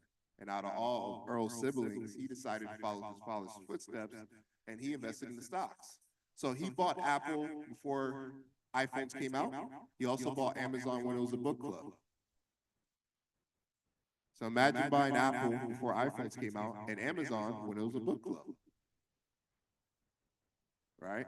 That's why he said, yeah, I lost 7 figures in the stock market, but it's okay. Right? And again, all I'm saying is, guys, you don't, it's super important to understand never to put all your eggs in one basket. I'm very heavily invested in insurance plans as well, which that's something that Esther and Ron will go over with you guys. But, you know, you guys, many of you guys spoke about taking loans from your 401ks. I do the same thing. I take loans from my insurance plans and I invest that money into real estate. And then I pay my loans back through my real estate, through the rent that I'm collecting. That's what I do. Does that make sense? There's a lot of books that talk about it. I just apply. Anytime I hear information, I like to apply it to see if it works before I bring it to the community. Does that make sense? If it didn't work out for me, I definitely wouldn't be speaking about it to you guys. Right? But, you know, the sad truth is, I was one of those people that, let's go back to the crypto real quick. I was one of those people that I did not believe in cryptocurrency. I thought it was the biggest POM scheme in the world. And again, I speak to a lot of financial professionals and we all thought it was a scam, but a lot of us are not believers. And a lot of us are parking our money in those type of plans, if that makes sense, right? By law, I can't tell you guys which crypto to invest in.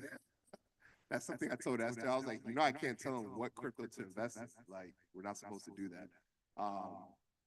But, you know, obviously, there's a lot of articles, again, that's out there that speaks of where the big companies are parking their money. Again, all I'm saying is follow them. If your bank is putting $1 billion in this area, maybe you want to put some money in that area too. Does that make sense? They know something that we don't know. Does that make sense, guys? Right? If Bank of America is dumping $1 billion into an area, well, go ahead and put some money in there. Does that make sense? Again, they know something that we don't know. And that is something that has worked out for me for many, many years. And,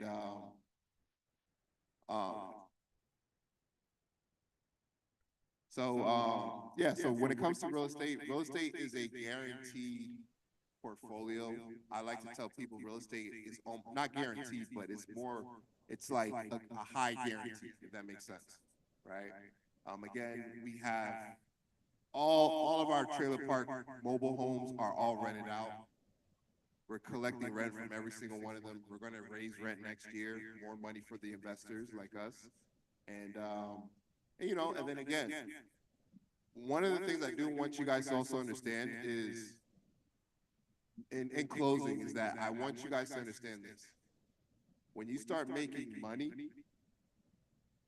don't blow your money on the things that's not going to matter in the next 5 to 10 years. And my mom used to tell me that when I was young. Obviously, when I was young, I didn't listen to her. But now that I'm older, I'm like, I agree, Mom, right? I like to spend my money on things that mean most important to my life. So like, for example, my daughter is 4 years old. She's already been to 9 countries at the age of 4. Every year we celebrate her birthday at a different country. That is something I told my wife. I said, hey, I want to celebrate my daughter's birthday at a different country because I want her to experience other countries. And I also want her to see the goods and the bad of these other places so she can understand how hard mom and dad work. Does that make sense, guys? So that's where I like to blow my money on experiences, if that makes sense, right? Some people's like, man, Eric, why don't you buy luxury cars? Why don't you do this? And I'm like, no, because those are not good assets to have, right? I don't, you know, those things are not important, right? So that's all I'm mainly here to tell you guys today. But invest your money. That is the most important part.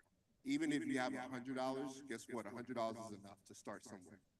The worst part about it is one of the biggest things that I can't stand seeing is when I sit down with somebody in their 60s and they're like, yes, can you help me with my retirement?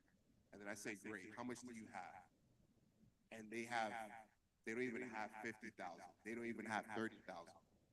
And then I'm like, how do you, like, what is your strategy? And they're like, I just started saving 3 years ago. And I'm like, what? You just started saving 3 years ago? Does that make sense, guys? And I'm like, and one of the things you guys also got to understand is Social Security, there's a high chance Social Security may not be around long enough.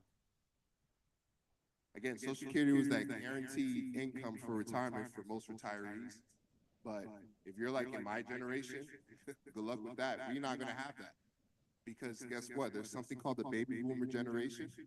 And every 7 seconds today, there's a baby boomer turning the age of 67. And guess what? What is the baby boomers are doing? They're retiring. And if you guys don't know who the baby boomers are, these are parents and grandparents that were born between 1956 and 1967. And during that time, those parents was, you know, having a blast, and they had 4 to 5 kids per household, right? If you're a baby boomer, you probably got 3 to 4 or 5 siblings. She raised her hand. She's like, yep, right? My mom has 4 sisters and 1 brother, right? So my mom's a baby boomer, right? But guess what? Those baby boomers was the biggest baby explosion in the U.S. history. And again, that wave of people is retiring right now. They're going to be the cause of wiping out Social Security. Does that make sense, guys? So for the 40-year-olds in here, for the 30-year-olds in here, for the 20-year-olds, we don't have Social Security in the future, so start looking for a plan B, and this is why it's so important to never put all your eggs in one basket, guys. All right? Thank you guys for your time. Hey, Esther, it's Earl. Can you still hear me? Yes, we can hear you. Okay, I just want to throw excellent information, Eric. I just want to throw in one thing when it comes onto the real estate and investment, guys. When you start looking into real estate, start to pinpoint who's actually purchasing what. I'll give you a quick tidbit. I'm looking right now talking about OPM, other people's money. I know someone there said they have Chase, right? So we all know Chase Bank. They're not giving you that much of a high interest rates on your savings and all. But who owns Chase? JP Morgan. So look at what they could be doing when you start looking into real estate, these big companies. Why? Because Chase gives you a 0.2% interest rate on your savings account. They take all your money, OPM, and write this down. They're putting it, because I use it myself, it's a JP Morgan Development International Value Fund, which pretty much is they're making 16% on your 0.2% in the real estate industry. So I just wanted to throw that in. So everyone that has Chase, you put your money in on Fridays, direct deposit, they're giving you 0.2%. They're moving your money into these different real estate funds that year to date is averaging 15.26%. So that's what they're doing when they're using other people's money. So you want to start looking deep into what on the real estate, what some of these banks and other people are using your money for, because like Eric said, follow the trends. They're giving you 0.2%. They're giving the investors and everyone else 15%. So know who's doing what and look deeper into it. So don't just look at the value of Eric didn't just get the trailers. You know, he looked at those communities, who's buying it, did the research. I always say do the research, folks, because that is huge and can help you out a long way when it comes to investment. So just want to throw that tidbit in, because I'm literally looking at what they've done with other people's money when it comes to real estate. So Esther, I'll pass it back to you. Thank you, Earl. Thank you so much. I had a question here. You guys have a lot of questions. It's good. Whose question? Oh, he did. So that's a part of investment too. But when you started out, you said something of the IRS, you mentioned about your mom and 2,500 per month, and feed 1099 and W-2. Which would be the best to give?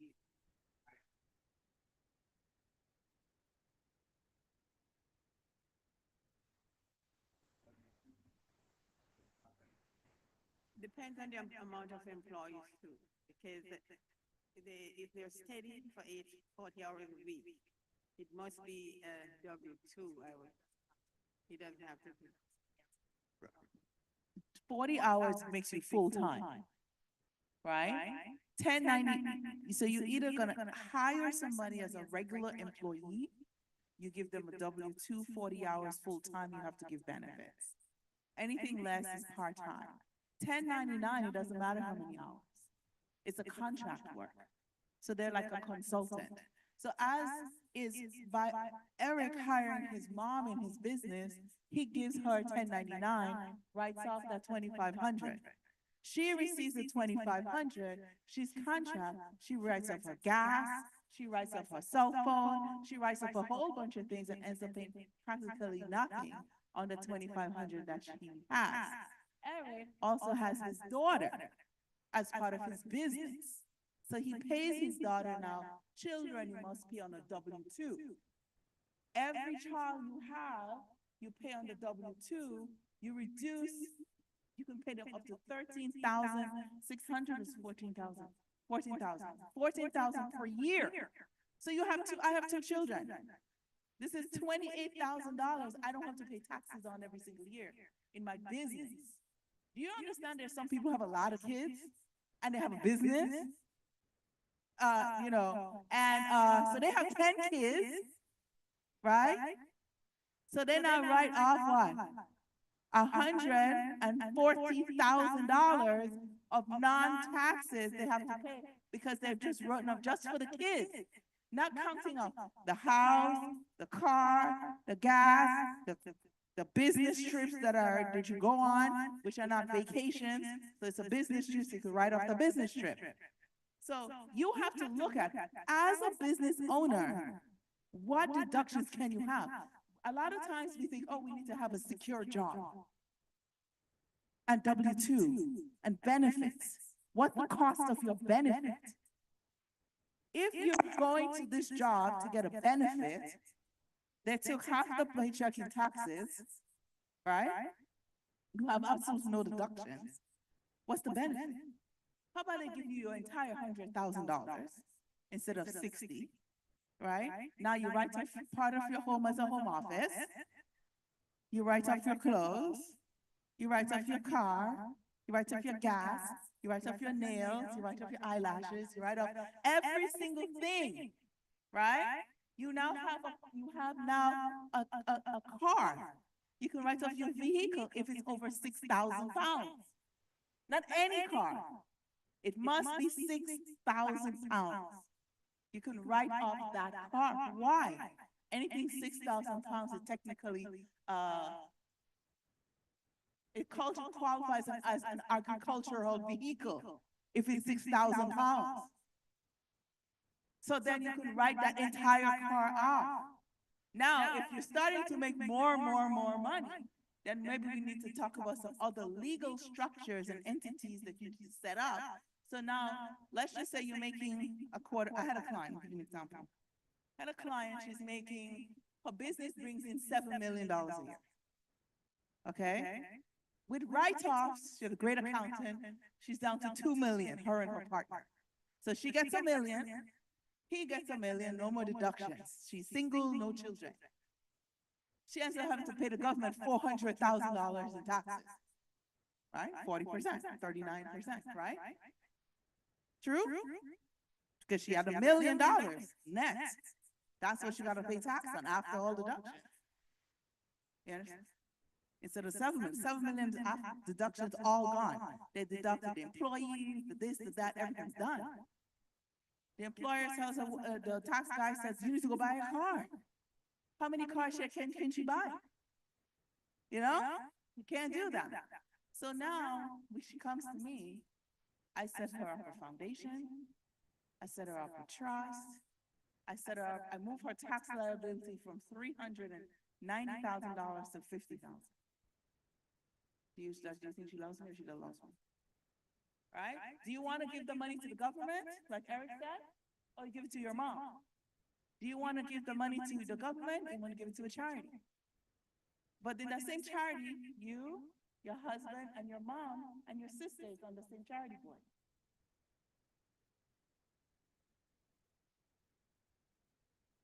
If the kids are less than 18, you can pay them $14,000 a year. and you don't have to pay any, give any taxes. After that, you do have to pay FICA for that. Children receive the 14,000, they don't have to pay taxes. So then the question, what do you do with this money? You need to now put it in an investment where it would grow and not pay any taxes. All right? I just want to add, they got to be doing legitimate work. So for example, kids love to be on social media nowadays. If you open up a food truck or a business, have them run your social media page for your company. You're paying them 14,000 a year. That's a tax write-off for your business, right? And the kids doesn't have to pay taxes because they're under 18. Does that make sense, guys? If they're over 18, they're gonna have to report that. They're gonna have to report on their income tax because they're over 18. This is, you can still pay them, but I love the strategy for kids under 18. Like my daughter's 4 years old, and the IRS is like, how the heck is she an employee of your company? And I'm like, well, she's part of my marketing flyers. I have a family photo saying, hey, if you need insurance today, reach out to us. And it's a photo of me, my wife, and my daughter. So I have her listed as a model for my company. Does that make sense? I print out thousands of flyers that I can go put it at your doors, at your houses, right? You're gonna see a nice family photo of me, my wife, and my daughter. She's a model of my company. I'm paying her because she's a model for my modeling agents, for my company. Does that make sense? She's part of my marketing flyers. That's why I'm able to pay her legally at 4 years old. Now, most people's like, hey, what if they're one? Model. If she models for Gap Kids at 1 year old wearing baby clothes, is she an employee for Gap at 1? Yes. Think about it. So if they can do it, why can't we? Does that make sense, guys? So again, it's just learning the system and, you know, they do it, we got to do it too. Yes.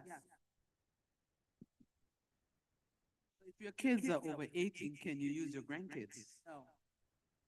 Your kid can use their child. It's for your child. If you, now you're going to child labor law, right? If it's you or your parents, the parent can do their child. But if it's a grandchild, then it's child labor law. And if you're in business, it has to be you and your spouse, not you, not me and my mom. If me and my mom in the business together, I cannot hire my daughter. But my husband and I are in business together, I can hire my children. So if you're single, can you hire your children? Of course. It could be you or you and your spouse. Now, I know we went over a lot tonight, and I know there was, because I got like 50 questions from your finance manager on investment, okay? Different types of investment. I hope it's been shedding some light for you. There's a lot to learn. But I also want to talk to you about a protection. So if you have a 401k, right? If you have a 401k, and you said, my goodness, I do not want to lose any more money in this 401k, you need to roll it over. If it's a 401k from a previous job, you can roll it over. And don't just roll it over into an IRA, which gives you the same ups and downs in the market. You need to put it in an index strategy. What does the index strategy do? Guarantees you never lose any money. Did you put your name on the list? Oh, you were raising your hand back then? I didn't even see you. You're too far away. That's why I tell everybody to come closer, so I can see you. I don't have my glasses, right? So it's very important that you have it protected. Now, the question is, if you're at your current job, right? You can't, some of your current jobs will not allow you to move the money while you're at your job. Okay? So it depends, once you leave the job, then you can roll it out. Okay? Now, to find out, you need to ask your employer, do they allow in-service distribution? In-service distribution. That will tell you whether or not the plan that you have allows you to move it or not. If you have in-service distribution, okay? If it's the money from a previous job that you rolled in your current job, that money can be moved. But you can't use the money, most of the times you can't move the money at your current job. Does that make sense? Right? Now, well, what do I do? Well, what about your future contributions? Do you want to continue putting money at your current job and having it up and down in the market and exposed to taxes. No, we can now look at an index fund for future savings that we can now move that money into. Now you have this in a protected environment. One, you never lose any money. Two, any interest that comes in is captured and locked in. And three, we can talk about how you can make that a tax-free investment. They're index products. Now you must qualify. It's not like we just get an index fund. Doesn't work like that. There's a qualification process for these things. 60% of people don't qualify. It goes through compliance. So there's an application that has to go through. We have to go through it to see if you qualify. So first and foremost, I don't talk to anybody. Let's go through, see if you qualify, and then we have a conversation. The question is, do you want to protect your assets? Yes. Do you want to make sure that when you retire, you never run out of money? Yes. Okay, how do you never run out of money? So, well, I need a pension. How many of us have pension? One person in the entire room. So that means if you don't have a pension, you create pension-like income. So I can create a fund for you that you never run out of money. Guaranteed. In writing. Okay. So these, yes, question back here. I'm sorry, thank you. I have three questions now. I had one, but I have I three. kept talking, she had one, I kept talking, she has three. Well, you know, as you talk, then the questions come up, but the first question I would want to know is about the 401k. It's not so much the 401k, but I realized that I've learned about the Roth IRA and the IRA, the difference. But that's one thing. How do you actually roll over from one job that you were in before, where you had the 401k, to another job?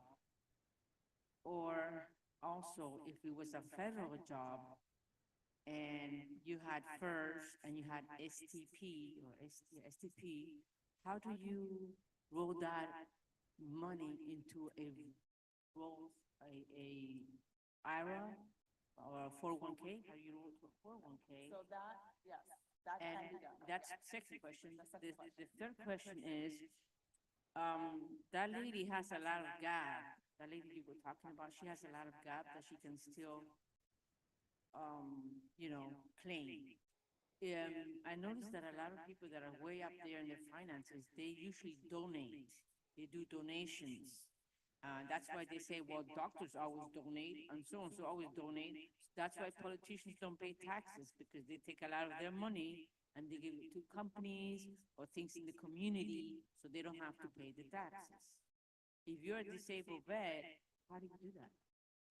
That's how you set up a foundation. Remember we talked about that? You can't do the same thing that they do. It's just that now you're on a smaller scale. So I'm gonna give you an example that would really hurt my heart, and hurt your heart. You guys remember when they had the earthquake in Haiti? Right? And billions of dollars was collected and nothing got to Haiti. Right? It didn't reach Haiti, right? There's three reasons. One is that companies say we've donated stuff that were inflated in value. So they took the write-offs of inflated, so it was really not the right, they were inflating the cost. That's one. Two, a lot of people donated to organizations and they spent a lot of money to go and assess the place rather than use it for what it needed to. So they flew private jets, they stated they needed security, and all of that cost money, which took out of what they needed to invest in. And thirdly, depending on how you structure, you only have to pay 5% to the actual charity per year. And that includes paying staff. No, so it's not no. The question is, the challenge we have is a lack of knowledge. The Bible says my people suffer for the lack of knowledge. Now is what can you qualify for, right? That's why an assessment is important. So I can come and I can tell you all of these fantastic things you can do, but if you don't qualify, what's the point, right? It's like, okay, I'm gonna get a driver's license, and now I don't have a car to drive. What's the point of driver's license if you're not gonna drive, right? So the issue is that the question is that if you wanna move ahead financially, etc. Do you have to take my advice? No. But you should at least know where you stand. That's what the assessment is for. I'm also gonna send something out for you right now. So how many of you own a home? You all own a home, great. Please take one of these, pass it on for those who own a home. If you want to pay off your home quickly, there is a strategy for every homeowner to pay off their home in the next 7 to 9 years. From inception, buy a house today, in the next 7 to 9 years, you can pay off your house. All right, we have a strategy for that. If you are interested in that, please take one of those forms. How many years do you have left on your mortgage? No, you're not sure. Okay, so if you are interested, please fill this out when you come back tomorrow. We're gonna go over how to do that for each of you. Right, tomorrow. You were here this morning, right? Tomorrow. Okay, so tomorrow morning at 10, we're gonna go in depth with each person, their personal situation. So please fill these out, so when you come, we can answer you. If you have a mortgage that you wanna pay off quickly, that's what this form is for. Any debt, mortgage, car loan, credit card, any debt, we can help you do that. If you plan on wanting to retire and not run out of money, tomorrow as well, we'll go over the strategies of what you need to do personally, because I need to look at where you are, all right, to do that. And the last thing before we go, I have 3 minutes. How many of you understand life insurance? Understand it? Very basic. How many of you have life insurance? How many of you don't like life insurance? Okay, good answer, good answer. I like it.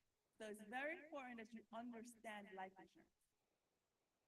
Every Kennedy baby that's born, there's an $8 million plan, day 15.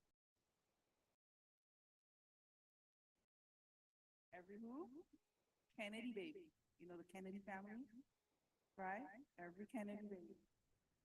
$8 million on that baby day for their 15th birthday.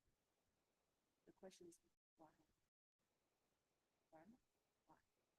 You guys remember the guy named Rockefeller? Rockefeller. John D. Rockefeller? Right.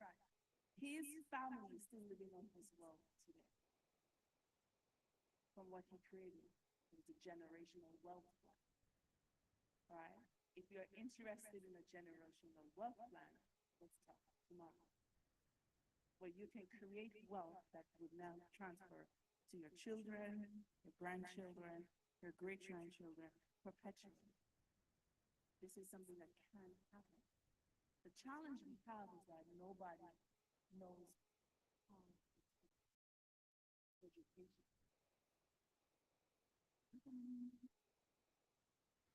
But it's a strategy. You need to now you start where you are, right? You may not be making a lot of money, but you start where you are.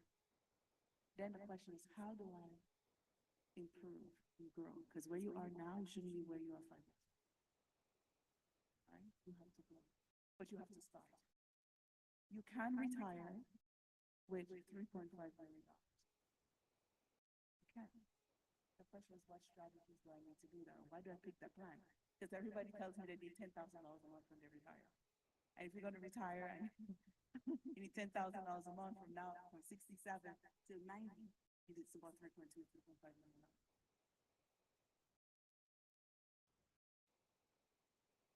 10,000. Yes. Now, because you are all in different ages, it's a different plan for each person. So it's an individual, customized plan. It's not one of those Susie Orman plans of same plan for everybody. No. Every person has a different plan. Everybody has to qualify for the plan. Make sense?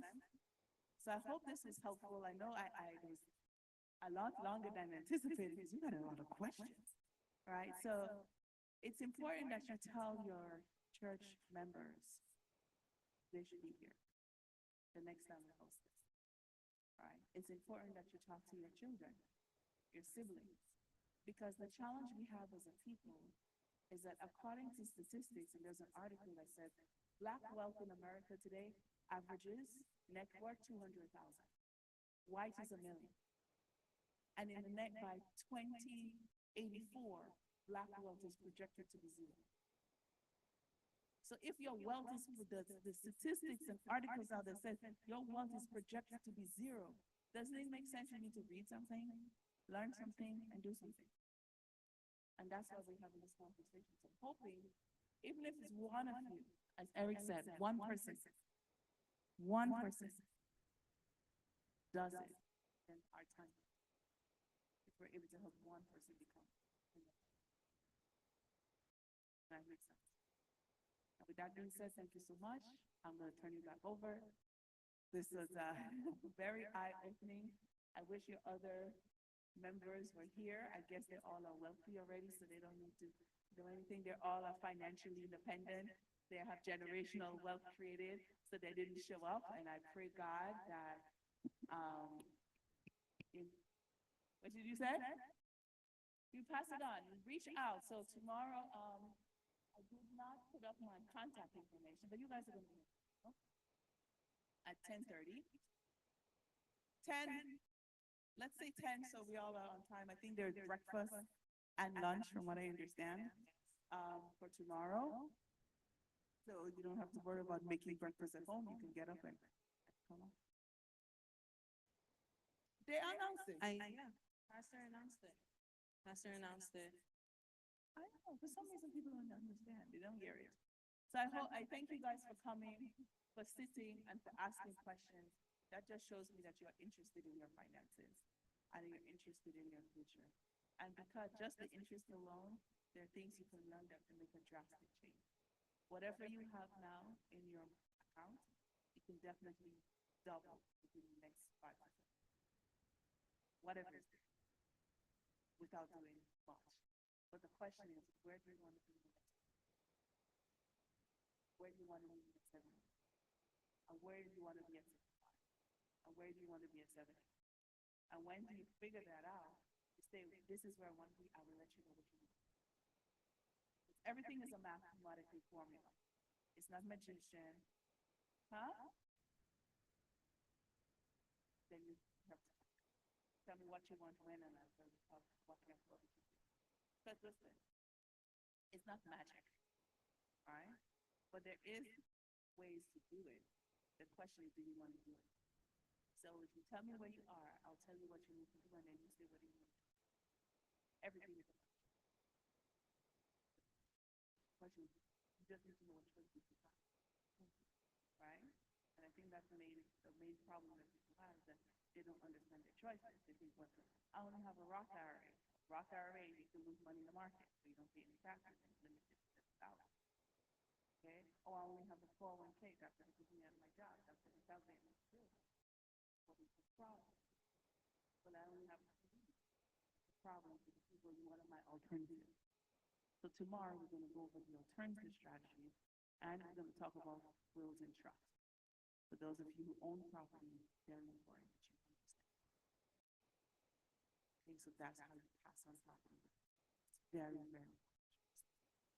So tomorrow, I hope we have a larger group, but if it's just us, then maybe we'll sit at a table together and just have a closer conversation, because this is very far. I don't like to be too far from it. Tomorrow we'll be in the fellowship hall.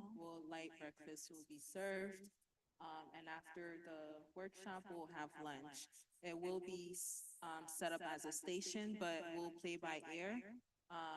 The AV team will get together with the AV team to strategize and know how to set up.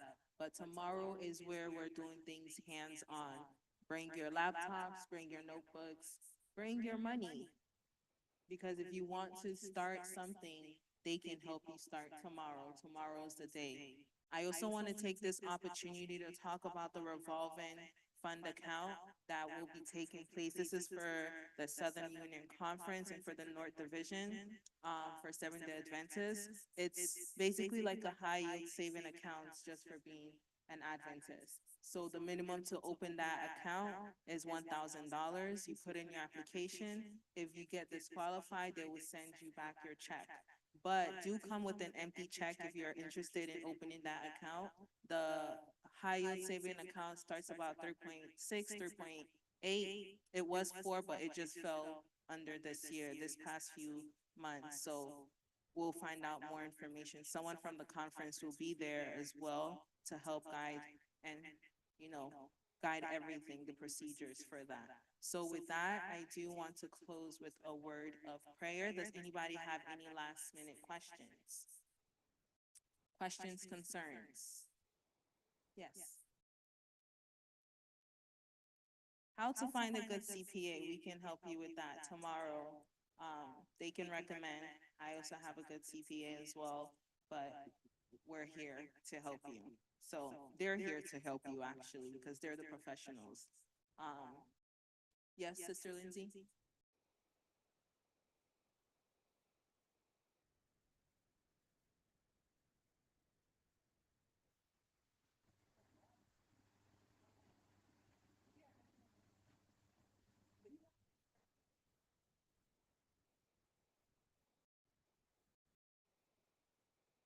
An employee cannot be, you don't have it at 1099.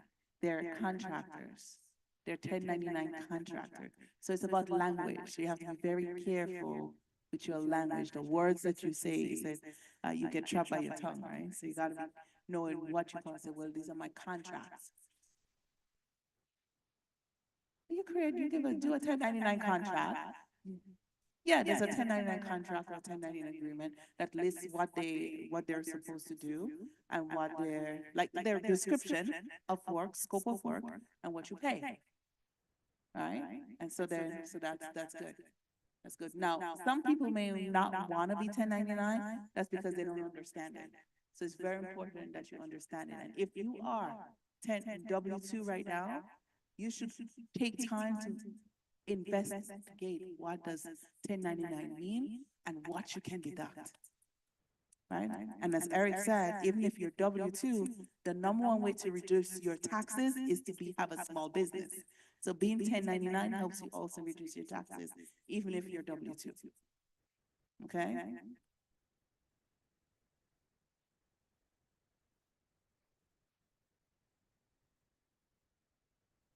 Amen, amen. Ron? Okay. So we're gonna have prayer by Lauren and Ron to close us out.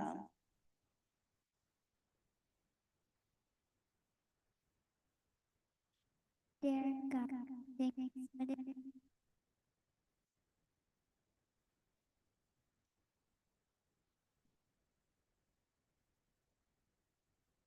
Dear God, thank you for this day. Help us to make the good choices. Help us to get snacks and help us to get in that church and help us to drive that car. Amen. Amen. Dear Heavenly Father, I want to thank you for allowing us to meet in this manner. Thank you for the ability that you have given us to be exposed, to be in smaller rooms, to be in proximity to the people that understand these matters, the people that have walked this path, to individuals that have studied and were willing to share this information with us and have given us the ability to apply some of the things that we have learned and be exposed to friends and colleagues that have practiced some of the things that we have not had a chance to do, to be able to come to the people that we know and the people that we trust, the people in our communities, to help them improve their financial situation and put them in a better position so that they may be in a position where they can give more of their time, that they can give more of their resources, that they can share more of the blessings that you have given them. So please, dear Lord, grant us traveling mercies as we go home and as we come back tomorrow to really understand how to implement the things that we have been learning about, and give us the courage to just dip our toes in the water and just begin the process of learning, begin the process of implementing things as we are hearing them, so that we may become more proficient in all aspects of our life, in our spiritual life, in our development, and in our relationship with our family, in the way in which we grow professionally, in the way in which we protect our body, and in the way that we invest time with our family and friends. This is my prayer in Jesus' name. Amen.